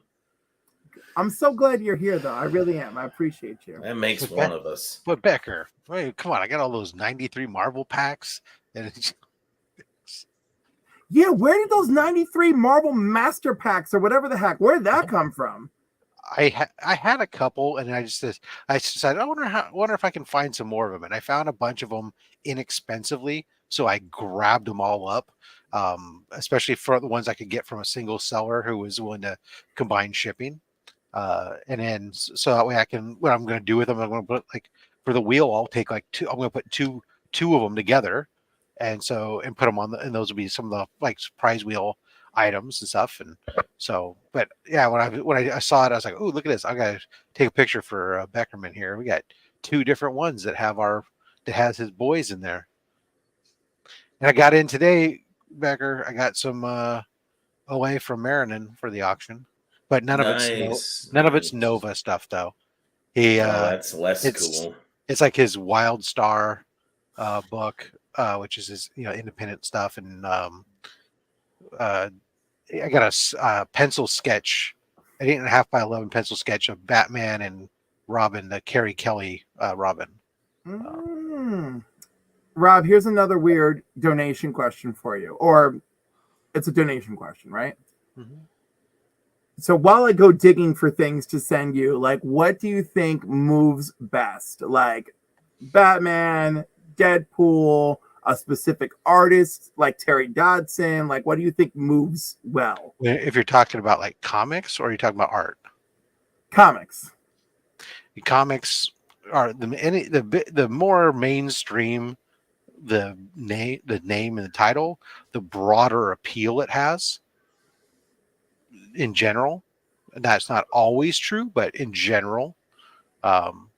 So I would say that obviously graded comics are popular, although it all the there's we got that Batman Adventures 12 today. That's raw. That's just fabulous, man. That's huge. Amazing. Yeah. The Okay. But, I've kind of woken up, so now I'm ready to address some of your nonsense from this morning, Cliff. Oh, Was that only this morning? Yeah. what was So yesterday the for you deal guys? is your premise about Liefeld being only as good as his inker. It just doesn't I hold didn't water. say inker. I wanted to be explicit. Art team. There are inkers. There are colorists. Like you are propped up or you are reduced by But those people. But do you know that he's inked himself? Even And I'm not. in And, more I, and I'm not. recent And I'm day not a lover. projects. I'm not a lover of. I would say some of his best work is where he inks I need some more himself, water. and then sometimes he's got inkers who get him, and sometimes he doesn't. He has bad work, he has good work, but yeah, I don't think the inker and finishers and colorists really holds well because there's stuff he's done in recent years where literally he had a different inker on every page. Remember when he did that with Snake Eyes? No, but I do remember. And Because I'm you're not actually familiar with his work. Cool. So Oh my on God, Snake Becca, man, Eyes, I'm familiar with his work. so I'm not now a on G.I. Joe Snake Eyes, person. he did a different inker on every page. And it doesn't really change too much, except for the pages where Neil Adams inked him. What? Yes, Neil Adams. What about Larry Hama? The pieces he did with Larry Hama are outstanding. Yeah, Larry Hama's really damn good. So he'll Yeah, make something exactly. look a So, little like, different. On Batter Blood, he's inking himself. Right. Right. And therefore, On Batter Blood, like I pointed out, is some of the best work of his career, I think. It really But he is. has a fantastic colorist on Batter Blood. that he And, does. Just to draw a comparison here, JRJR is one of the most split artists in modern times. Like people Shadow like of him his father's greatness. or they don't, but if you go and look at that Superman Year One under Black Label, the team he had on there sent him through the fucking moon because that shit looks amazing. But you go look at it at the same time era, like what was going on in Action Comics, you see why people dislike him. Mm-hmm. But then you go look at Kick-Ass, and you're like, yo, that's god tier. And John again, Romita Jr. is a really good example. he is. And he's my favorite That's example another because guy. That's I another don't guy enjoy his that work. I don't think he's lovely in person, though. He really is. Who, John? Yes. Yeah, he's the best. He Yeah, unless you get chatted caught him. pouring his wine for him. Yo, What you had something happen? No, I worked his booth in Kansas City 2 years ago, and I had to do this high school pouring alcohol for him under a table. Okay. Yeah, for John Romita Jr. Okay. Yeah. I got in a little heat with the event management. John didn't want to go through their channels of alcohol. He wanted to bring his own wine. I want to say it was like that Francis Ford Coppola wine. Oh God, what? That is It wasn't good. Wine. Oh, Yeah, but you just anyhow, didn't want to deal with them though. Did he not So defend anyway, you? in high school style, I had to load him up. I had to But sneak him booze. was he nice to you? Oh yeah. Okay, it was a good experience. And the earrings he had every phase of the moon, as Panda said. Oh my lord, those earrings. But it's funny. The first time I met it was Senior, who I was waiting for, and he was there too, and his mom, and I was like, oh my god, it's the whole Romita family. Yeah, it's a family affair. No, it was really cool. And then of course I practically got into a shouting match at New York Comic Con with John Romita Sr., right? Because it was one of those big lines, and it was like the first person is Chris Claremont, right? And then so naturally the line got held up because he talked to each person for 20 minutes. Right, but the line was each person was progressively more famous than the last, right? Mm-hmm. So by the time you got to Romita Sr., it was just out of control. So I'm trying to get the original Amazing Spider-Man masterpiece signed by Romita Sr., right? And I'm trying to get it signed for my fiance at the time. And I'm just like, Mateo. His name is Mateo. Becker, remember when Hey, we were hey standing in Dale, that are you ridiculous- writing comments instead of talking? Becker, remember Yeah, I that can't get a ridiculous- word in edgewise. Get in here. Dale, talk right over me. It's fine.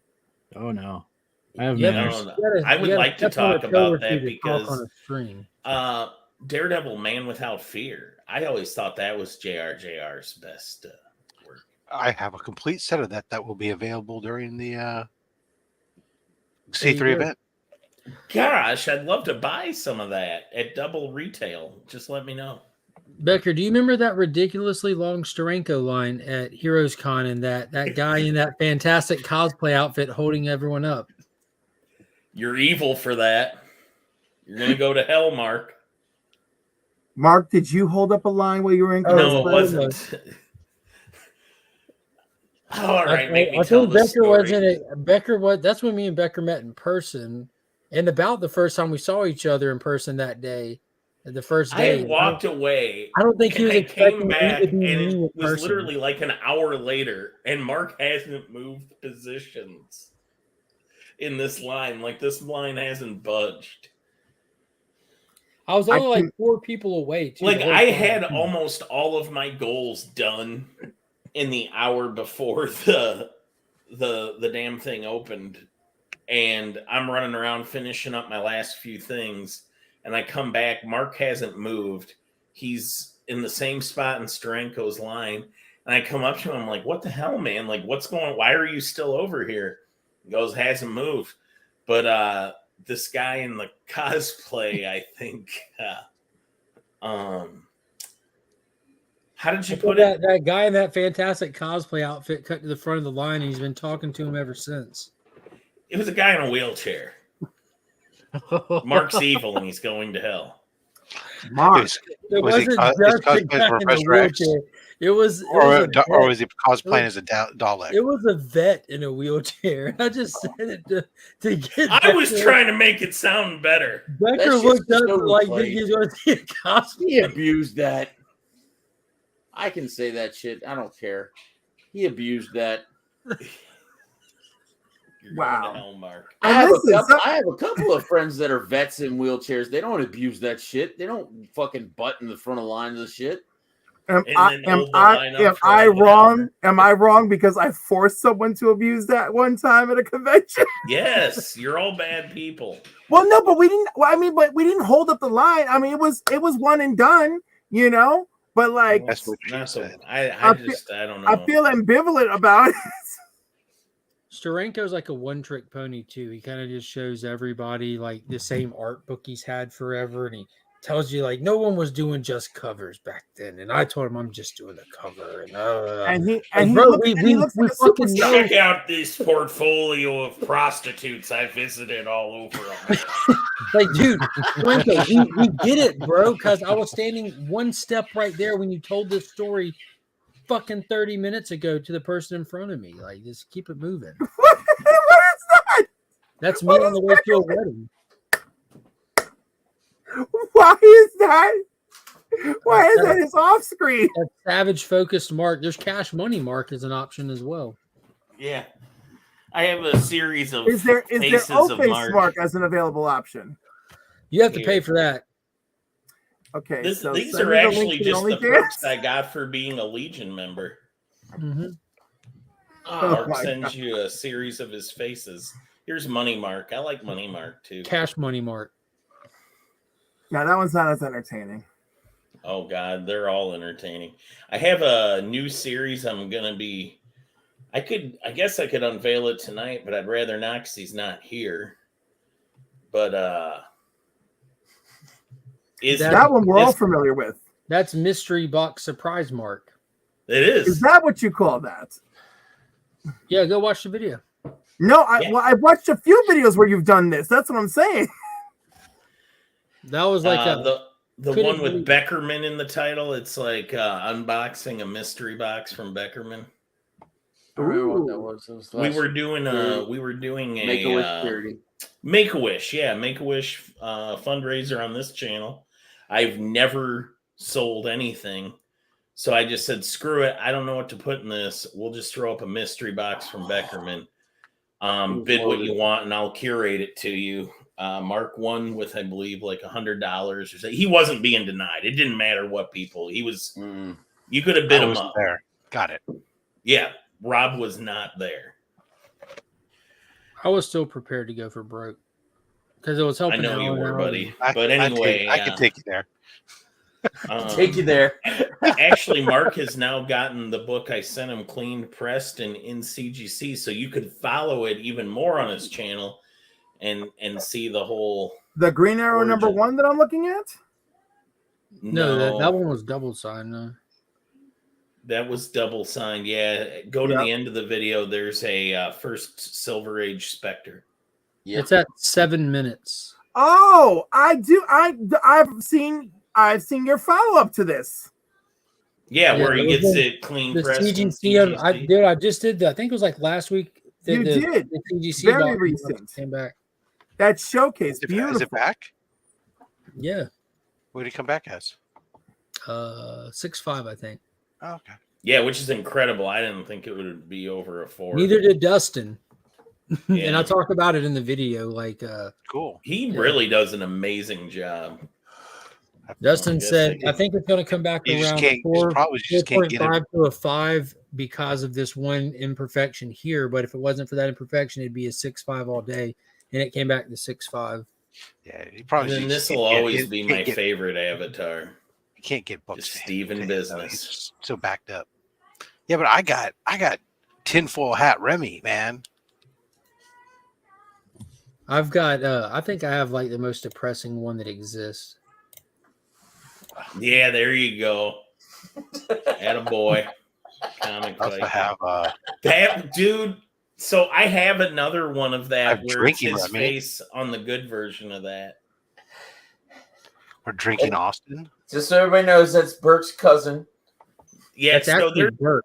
this is a pro wrestler that looks like Burke. And I actually paid for that guy to Drinking do a cameo Pocan? for Burke, and he gave like really good advice. Rob has a series of the community getting drunk. Yeah. with him. Exactly. You Austin really do, thanks you. Austin. Yeah. Austin, Remy, Pocan, and then well, DJ wasn't drinking, but you know, Well, that's rare. I gotta replace Gary. And then my son, you know, I gotta take a, you know, he's just a goofball, but You know, I commented tonight about you and Tyler and how it's kind of weird father and son, but I think the dad's in better shape. Like Rob lately's been trimming up and he's kind of looking a little buffer. And I think in the comment in the mix chat, I said Tyler looks like he stays in shape by flying kites. Like all of a sudden Tyler's arms start getting a little bigger and you're like, oh Tyler, oh yeah, it's been gusty out, you know. he's got to hold the picket sign. Oh, that's right. He's in that industry. That's right. Silly bastard thinks that he should get paid enough money to afford the cars he Dude, builds. Speaking of this guy, Flo Dameron, my nephew. This guy makes me so proud to be his uncle. He is absolutely killing it on the Bottom Boom podcast. I listen to every episode. The Mark Russell Part 2 interview. So good. Is he really your nephew for real? No. Yes. Well, no, I said because I mean, like it's- everybody just throws that around like so It's his much kayfabe. lately. It's kayfabe. And once in a while, someone's actually related. Yeah, no, it's just like my son. Yeah, it's my kayfabe son. Well, no, For the with purposes you, of I my knew the deal. inheritance, he's my nephew. Inherited nephew. I don't even. You know what? That's it. My brain hit that point. I love you guys and thank you for having me. You say that, but really that going what? to bed If you really love us, why are you leaving? because I love that precious baby who I'm baptizing tomorrow in New Jersey, and I got a plan to actually get out of bed to do that. In New Jersey, Wait aborted. a second. You're going to a baptism in Jersey? Do you legitimately have to take a gun to that? Or No, is 'cause there it's going to not be that- like but more than one remember, person there screaming, you think you're better than me? It's not all that one part of Jersey, you know? It's not like, oh, I'm going to Elizabeth, New Jersey tomorrow. He's drowning a baby. I'm going to bed with Cliff. I'll see y'all in the morning. Ooh, that sounds wanna- kinky. I like it. What was the it was I'll be up showcase? in a Is minute, Mark. that what it was? That first Good night, Spectre 60, yeah. Showcase 60. Oh, I do have it. Okay. Yeah, remember I told you I got him back, Rob. I That's think I right. told you because I got my Grundy back at the same time. Yeah. That you stole. Like that, I- the price you got for that and that other book was awesome. Yeah, he gave me at the Dragon Parasite one Con. for free. All it takes is like recognizing another JSA fan. Mhm. I got 2 copies of 61 for some reason. Because it's the second Because appearance you're of the awesome. Spectre in the Silver Age. Yeah. It's The an other- awesome fight cover, isn't it? That's the one. I where you don't. I don't think that the 2 of them giant-sized combined. pattern on the I cover. think if I took the grades of the 2 of them combined, it doesn't equal the grade of my 60. So No. Your 60's in a 7 or 8. it's an 8.0. Yeah, 8. Jesus. All right, make love to the night, motherfuckers. And I think the Later, other 2s bro. are like a 3, 5, and a 4. So, or a 2, 5, and a 4. So what's going on, Dale? You know, it's been fun listening. There are Say now Cliff. 13 people watching. What are you?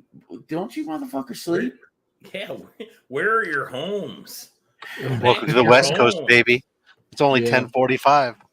It's 11:45 here in Colorado. It's fucking late here. I love Yeah, no- AR no later shit. brother-in-law Cliff. Oh boy, Where Kano? an Yeah, Undertaker yeah. of the comic community. That's true. This Wow. is actually true. The Brothers of Destruction, huh? Yep. We're more like the brothers of like dollar bins, maybe Legion I don't of know. Doom. Well, I'm the brother. We could be the Brothers of Destructions at a buffet. Hell See, yeah. these- I'm in that. I'm in that all day, every day. You know, I cannot represent anymore on a buffet. Really? Me neither. Me neither. I hit a certain age and like I don't even want to go through a second trip. Gotcha. All right. Learned Well, that since tonight. Beckerman's here, I'm out. Yeah, I can close up shop if you want. I'm gonna try Yeah. to get more than one sentence out of Dale. Yeah, I know. Well, they started talking, and honestly, I wanted to interrupt, but then I didn't because it was fun watching was- Mark exactly. just enjoy every minute of that. Mark was Mark- just Cool as a loved- cucumber. yep. What was going on? They were arguing over Something about just JSA not being good Yeah. or something like that. Oh geez. Yeah. yeah, Who didn't think JSA was good? Cliff. Cliff. Oh damn it, Cliff. Get better takes. If you're out there, JSA is good. I love those Golden Age. And I love like Jeff Johns doing Golden Age. Cause you get the legacy characters, you get new takes on it with like characters like Courtney Whitmore becoming Stargirl. Jack Knight, that 90s Jack Knight run in Starman is like one of my favorite runs. If you've never read 90s Starman, it's the artist of The Boys before he went and did The Boys. I'm pretty happy. I got found out a commission that's got done and coming back. Beckerman. Let me see here. He'd throw it up. What do you got? Go shirt. I shared I it. can do that. So it's, I work here. Ooh. nice. so Who is Chris this? Chris Patton. really good. He took the I like the way he took the tail through the trade dress and the Oh, trade dress nice. falling down below. Yeah, I like when they do stuff where it interacts with the title. You know, so Or many Chuck artists. Patton. I'm sorry, Chuck Patton. So many artists just do Well, like take it head easy. sketches, or if they throw a single character out, there's no like, it's not doing anything, it's not interacting with anything. This is an example of like, to me, a really cool piece. Yeah, when I saw him at San Jose Con, I was like looking at his stuff ahead of time, and I saw a lot of and I was looking through his book, and a lot of his characters had he tended to draw a lot more dynamic characters, right, in more dynamic poses and whatnot. And so that's why I was like, when I saw that, I was like, oh, dude, would you, I was really hoping that he would do this scorpion, because I've been wanting to get a scorpion, but I don't want just a scorpion just kind of standing there, really kind of lame. And so I was like, he said, yeah, he'd do it. I was like, awesome. And yeah, I'm stoked. I can't wait. So Yeah, that's really good. All right, Is that guys. is that Beckerman, pencils? Thank you for Yeah. coming on and taking over. Okay. But Dale, Rob, thank you for coming on, guys. I really Thanks appreciate for it. having me. I'm gonna get You out going of to here. bed already? I just got here. I know you just got here, brother, and I love you, but I'm No, you look like you're in pain. Go fucking to bed. dead. I would never do that to you. All right. See you guys. Pat Gleason do a scorpion venom. Rob, you need it. You little troll. That's my nephew messing with me. How many people we got on the stream? Yeah, nobody will hear about it. I had a mildly disappointing sketch from Pat Gleason. That's he's taking the piss out of me. Oh, I think But I have a really good sketch from Pat too. So near. It was kind of one of those deals where you didn't communicate well enough. He put a lot of effort into something that really, I remember you. I think you've shown it before. yeah, it's not my favorite. I'm not a huge fan Now of I his wanna see webhead it. stuff. I don't know where it's at. I will send you a picture of it. Okay. Yeah, 3 hours ago, I got a text that said, "So I'm bored going live." Yeah, we've been going 3 hours and 11 minutes. In early October, Flo, I will actually be doing a 4C show with Pat, so you'll be able to get all your jokes in. Oh, who did that? Mr. Austin LeMay. Nice. I thought it looked familiar. I've Yeah. probably seen this before then. That This Austin just- really knows what he's doing. It just came back.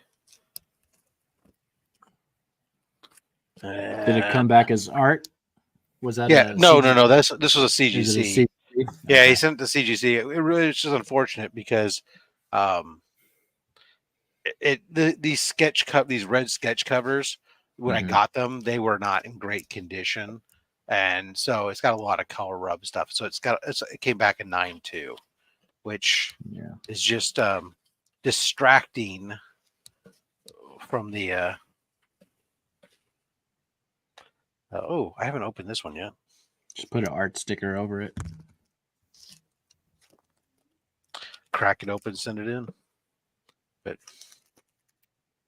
oh, okay. So this is the one Becker I talked about where he did this is Walden Wong. He drew the warm-ups on the backer Oh, board. that's cool.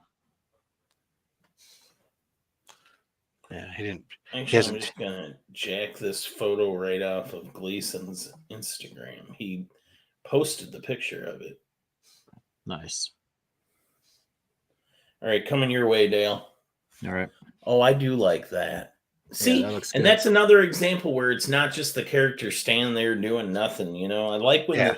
they add like something to it, if that makes sense. Yeah. So yeah, and that was all his warm-ups, getting his ideas on his stuff for that positioning and posing and whatnot. Mhm. I really like preliminary art type stuff. Yeah, so it was kind of cool. I'm gonna repackage that one up, and then let's see. Here's So another one. that's This is 10 on a blank. Yep. It's a Savage Avengers blank, Dale. this one is from my buddy who works for Pixar. It's doing. He was doing a bunch of these sketch covers for Hawaii relief, and then he's doing 2 sketch covers for us for C3. So I asked him to do a scarecrow. Like Holy that. shit. I like that a lot. That is very cool.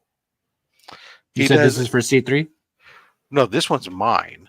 I Oh, bought okay. this from him as part of his Hawaii relief. He's doing 2 sketch covers for us for C3. Okay. Yeah, he's right now he works for Pixar, but he's done some comic work for Marvel and DC. He mostly does kids youth graphic novels for Scholastic graphic novels. Mm-hmm. Yeah, he kind of has a- like Judd Winnick does now. Yeah, he does a series of those and stuff. But yeah, I love his. So he's done some stuff for me before. He did an ink wash Planet Comics cover for me once before. But yeah, I was really impressed with this. Yeah, to answer this shop, it will be. I'll be there. So, yeah, we'll have to meet up at least outside of Kinnick or at my aunt's yard or whatever. I'll be there for that women's basketball game. Real quick, I've got a Walt Simonson prelim from FF 700. He had a series of images he combined for it. So this is, oh my God, aggressively relaxing. Hey, what's up? Can you guys hear me? Yeah. Yep. How are you guys? Oh, I'm pretty good. How are you, AR? I was about Man, to I'm show about- this Walt Simonson. Well, let's Yeah, make you guys are doing myself. cool stuff, so I came to hang out. Oh, damn it. How do I do this again? Move yourself. Yeah, now drag yourself. So that's his prelim for Doctor Doom and Mole Man on that cover. Nice. FF 700 variant, and then the signature and the date 3/20/23. Nice. The great Walt Simonson. It's incredible. You know, I'm looking at this Venom piece, Beckerman, Mhm. and I don't think it's that bad, honestly. I mean, It just wasn't for me. It wasn't what I was expecting. I was Yeah. expecting like bigger markers.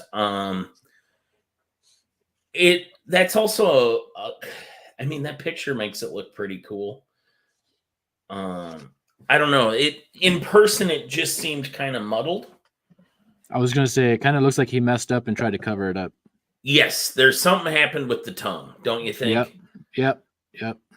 And it just looks like something you would sketch at an airport bar with a pen out of boardom.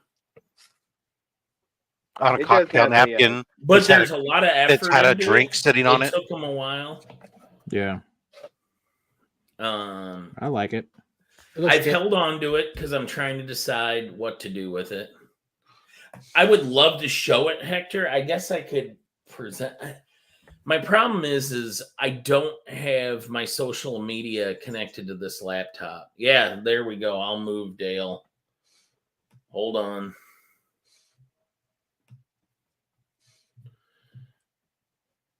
So that Really?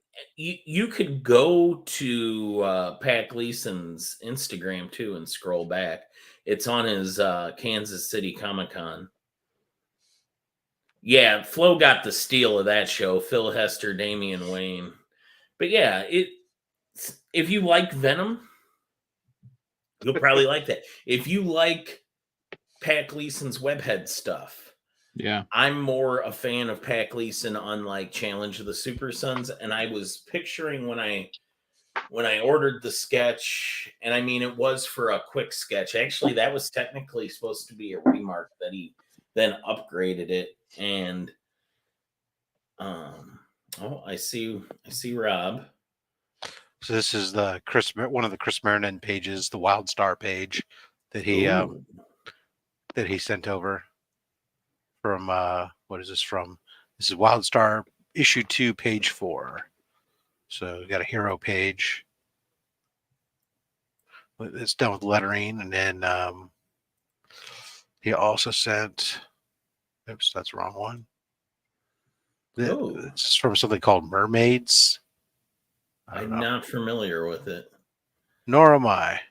And see, that, Hector, is why I wanted to kind of like downplay what Flo was trying to do to me. I was unhappy with it, but it's still very good. I mean, it's not terrible. Like Dale said, it's just something happened with the. Did we lose aggressively relaxing? It Yeah, says it seems device so. is not connected. Yeah, looks like it. There's the Come other back, piece. AR. The other piece that from Chris that came in, the Batman and Robin.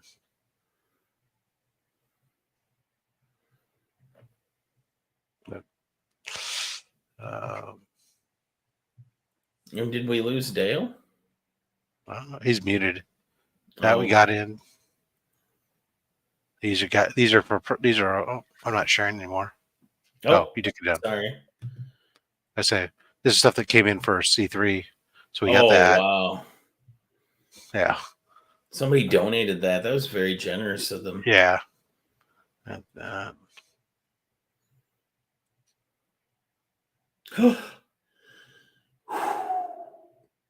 Right.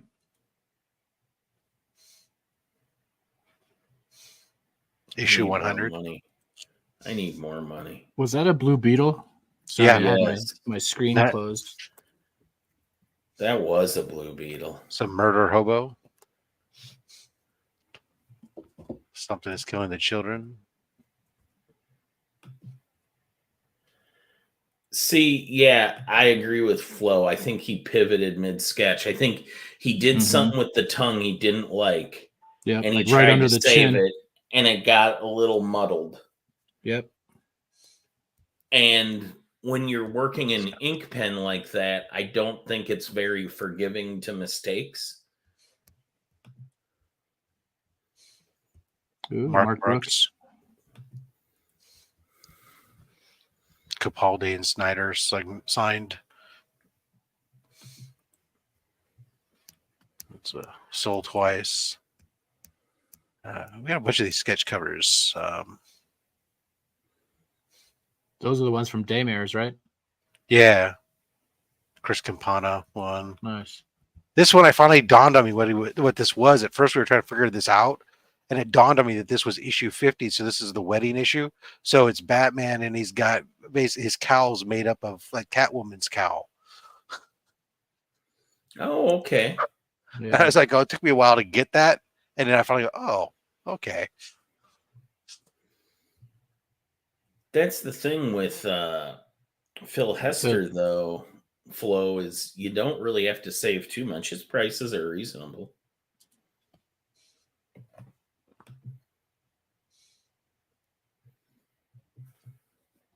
There's Biggie. What's up, Biggie? I'll send you the link if you want it, man.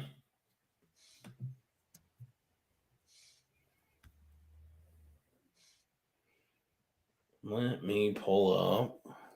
Oh, that's it. Oh, get off that. Stop. Stop. All right. There we go. Oh, let's see. Should I move us to that? Well, I guess that's the same. Oh, okay. You're good, Big. I won't do it then. I was going to have to go find where Comic Viking posted the link. If anybody wants the link, you can ask. I'm fading fast though. So I'll Viking probably... Rob. Yeah, I probably need to go back to bed. Rob, those are some awesome C3 items. And people get those in fast. I'm Yeah, your sending mine deadline in is this October weekend. 12th. Yes, I'm sending mine in this weekend. I just need to figure out what the hell I'm sending. I've got it narrowed down. Nice. I'll probably do art again, like I did last time. That's fine. We're getting some decent little block of art, and we're gonna. Well, I thought that Neil we're- Adams did well last time. Yeah, and actually, and Scott got us a Neil Adams Teenage Mutant Ninja Turtles exclusive that's signed by Neil Adams, which is cool. But yeah, we're gonna get some. We're gonna try to put the stuff all together because Scott wants to then message and Daymares was talking about messaging the art boards. Let them know that, hey, that we're gonna try to block all the art stuff together, so that way they can come in and I'll be happy. But yeah, then we got the Scotty Young stuff too that he sent, and there's the Harley Quinn, the inks over blue line page. Scotty did? Scotty sent us two of his unoriginal art, right? So he sent us the cover for Venom 150 with Venom licking the lollipop, and for Ghost Rider 1. And then he also sent his Daily Grind Volume 1 and 2. Mm-hmm. And he sent us Amazing Spider-Man #1 signed 9.8 CGC. So we're going to take that apart a little bit, and we have those two unoriginal prints. Now, I had Venom 150 that I had Scotty sign at Heroes. So I'm taking it and putting that with the unoriginal art print. And then Austin LeMay had Ghost Rider #1, the Scotty Young. He sent it to me. I reached out to Megan yesterday, and I said, hey, any chance, here's what I was thinking, because I got this other one like this. Any chance if I sent this to you that Scotty could sign it and get it back to me in time for this? And she said, if you send it today, I'll make it happen. So I sent that off to her, and she's looking to see if they also have the color prints as well, so we could do the unoriginal art, which is just the pencils and inks, and then have the colored prints, and then have the actual comics that are signed all as like a package together. They are such nice people. That's awesome. Megan's so cool. Yeah. And then, of course, Scotty's awesome too. I had a really nice conversation with Megan at Heroes, and I see her. Where the hell did I see her at? Farmers Market. Yeah, they're just straight up good people. Very nice of them to donate. Yeah, no, I was really happy. That was Lee from Whack Comics actually reached out to them and got them to. And yes, Biggie, I saw that they're doing that. Spencer Beck is JRJR's art rep, and he is friends with the guy that owns Dynamite, Nick. And I saw they're doing that sale like that, starting it at $1. I guarantee it won't end at $1. No. I think hold on, I got a message about that. That the page sold. Oh, did it sell already? Was that today? I think somebody, hold on. There's something. I'm in the wrong. Hold on. I got an email alert this week that the last issue of Darth Vader, Black, White, and whatever with DWJ, Daniel Warren Johnson, sold complete. When a book sells complete of all the original pages to one collector, I always have to wonder, like, how big of a baller do you have to be to make that happen? No kidding. So Scott from Hoarder's Hide messaged me and said that Nick from Dynamite Comics was going to be donating a few pages to us. He's going to send them with pages that he bought from him, He's going to scan it, send to me. He said he was also going to check out the auction and probably be a bidder. He thinks that he's feeling. Scott thinks that Nick is feeling generous because he got $11,000 out of one of his Spider-Man covers tonight. Yeah. Nice. And that's the thing, honestly, like that Nick dude is very generous and very like he Clan McDonald Comics did a cancer charity for I'm gonna mess it up, so I'm not even gonna try. It was some or was it cancer? It might have been for an animal shelter. Mm-hmm. But whatever the charity was, that guy was super generous, but then he went into the bids and he just bid stuff up and he bought a few items and just, you know, really got some money pumped into a good cause. Well, it's nice that he's going to donate a couple things, and even nicer if he wants to show up and Yeah. buy a few things, you know. Yeah, we need some whales. Exactly. If I'm going to get Tyler to get a tramp stamp tattooed, Is that what's happening? he said. So he didn't want to wax his eyebrows at 30 like Tyler, or like Lee, but he committed that if we hit 40,000, that he would get a tramp stamp of the Comics Curing Cancer logo tattooed on him. See, I would go eyebrows in that scenario, Tyler. Right?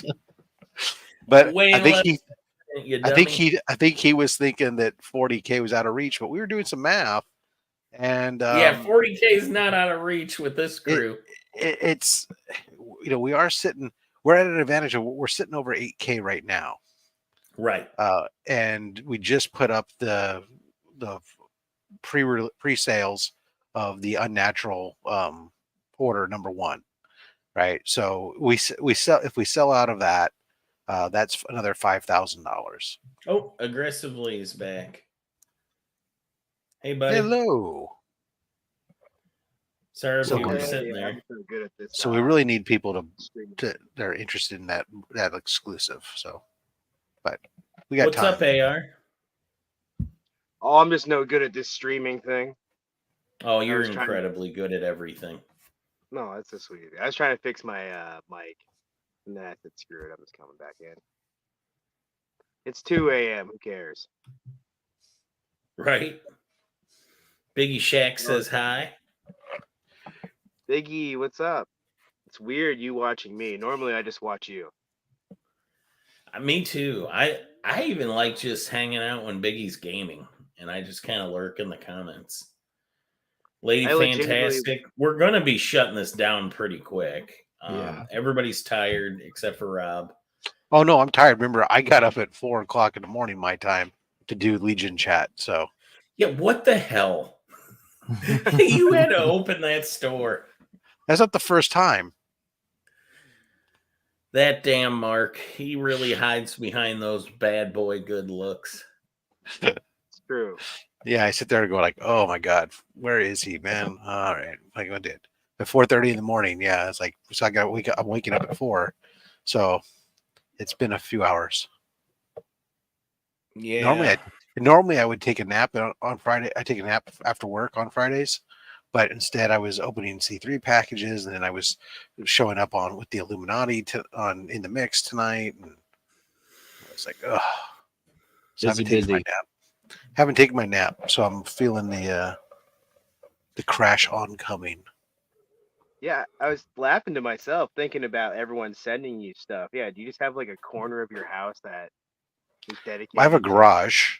to like nerd junk right now. Yeah. Yeah, so before ahead of time, I had actually I got a new rack that came in because I knew I was gonna have to expand my I needed more space for slab storage because my 2 racks of slabs was overburdened.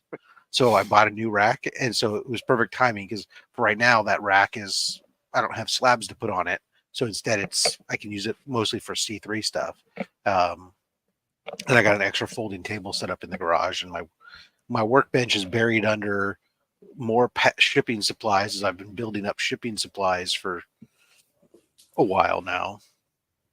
So yeah, I'm trying to anticipate everything, get stuff in, so I can ship it out rather quickly. But invariably, the hardest stuff, and I've got to start looking now. The hardest stuff is always the shipping art, because that's the trickier stuff. But Yeah, when I had to start shipping my comics, like I did everything else, and it was a lot of fun. It was very funny, and then I actually had to ship it. I'm like, this sucks. I'm never doing this again. I hate shipping. shipping comics and stuff is no big deal. Those are easy. They got stuff. It's the art print, the 11x17 art prints that are and original art stuff that's a little bit more tricky to make sure you get right. Yeah, Felix, man, the interest he gets from high-end collectors to sell complete books. I don't know what they even charge, but with Daniel Warren Johnson, based on the prices, I'm betting to buy every page of a DWJ book, I bet it's in the 15 to 20 range. I just can't imagine saying I want every page in a book. Now, if you're a flipper, I get it, but this guy just collects complete books. And I know of some collectors out there that have complete books. Rob Liefeld owns the complete book of John Byrne's X-Men 121. Most What of would it, you go Biggie. after if you could. Yeah. So Biggie, I all the stuff that's at my house, yes. There's a few items that are like a DJ's place and a couple other things, but overwhelming the vast majority of the shipping is. Now, I believe, though, there is going to be an option for us to pay for shipping if we want to. There's no. So on the exclusive variant, there's absolutely you're getting billed for shipping. Yes, I already bought mine. Right. As far as the C3 stuff, the problem we have is because all the payments go through the portal there, there's no way for us to get anything else. We can't charge shipping for anything there. So it really, Right. so right. so if somebody said, "Hey, I want to donate to your shipping fund," we basically have to give out our PayPal or anything else, which we can do. But for the most part, we're hoping that we're going to get a corporate. We have a corporate partner that might be giving us some money towards the shipping. Otherwise, last year that was like one of my biggest expenses and tax write-offs. Except that unfortunately, I don't get to write it off because I'm in a blue state, and that means the federal government. I already exceed the cap on what I can. So I'm trying to think because I don't want to burden the hell out of you, Rob. If I, but at the if same I'm time, sending something in, and I'm just talking for myself. This Right. in no way represents anybody else. Would it be almost easier if I just threw like whatever I donate, if I threw like $25 cash in the thing just to help with the shipping? if you want to, you're welcome to. I mean, I would I love don't to do care. something like I that for don't- me. Yeah, it doesn't. I'm yeah, not it's- telling yeah, anybody I don't- else for right. my situation. I don't. Yeah, because it doesn't matter as much to me. Because honestly, I know that I'm going to do this, and I do get. I mean, I get state tax credit. I don't get my federal, fortunately, the shipping software makes it super easy for me to know what's tax deductible shipping and what's not. But it's just like I know if like Dale was talking earlier about, well, should I just ship it for you then from here? And it's like the logistics on it actually becomes more of a hassle than it is than the expenses to me. So it's not a big deal. I think last year the shipping cost was about $700 is what it cost me. My cat's being a little bit of a So butthead. it just means that I budget for that, so that's not a big deal. But if we get our sponsor that we're talking to chip in, then we might get that reimbursed. Well, I got a good feeling this year. I believe that your generosity is snowballing, and it's gonna be great. I'm looking forward. Well, to it definitely seeing has. all Some of the stuff. stuff we've been getting in, the quality of not only the amount of stuff that's coming from more community members other than just, last year I went heavy into my PC, and I don't get me wrong, I've also still this year pulled a lot of stuff out of my collection or some of the stuff I've accumulated over the course of a year where I've said, oh, I'm just going to donate that and I'll just donate that type stuff. But the level of participation from others in the community, and not just, something, one or two things, people going deep, giving us large quantities of things, is truly amazing. And some of the quality of the items, like, that the Batman Adventures 12 that showed up today is like, Yeah, that's incredible. that is so amazing. And and so some of these things that they're so crazy. I mean, it's like they instantly are getting thank you letters, good old fashioned Oh, geez. mail. I'm sending you a mail in the mail. land thank on you its feet? letter. It did. That was Cat Murdoch, ladies and gentlemen. But my laptop is about to die, so we are going to call it Rob C3. Indeed. Always awesome. Comics Curing Cancer. And don't forget, you only got like 10 days left to enter Yeah. to win. Get it in, guys. Get it in. That guy Dale, aggressively relaxing. Beckerman. Thank you, everybody. Good Have a night. good day. Have a good morning. Have a good night. Hasta la pasta. Bye.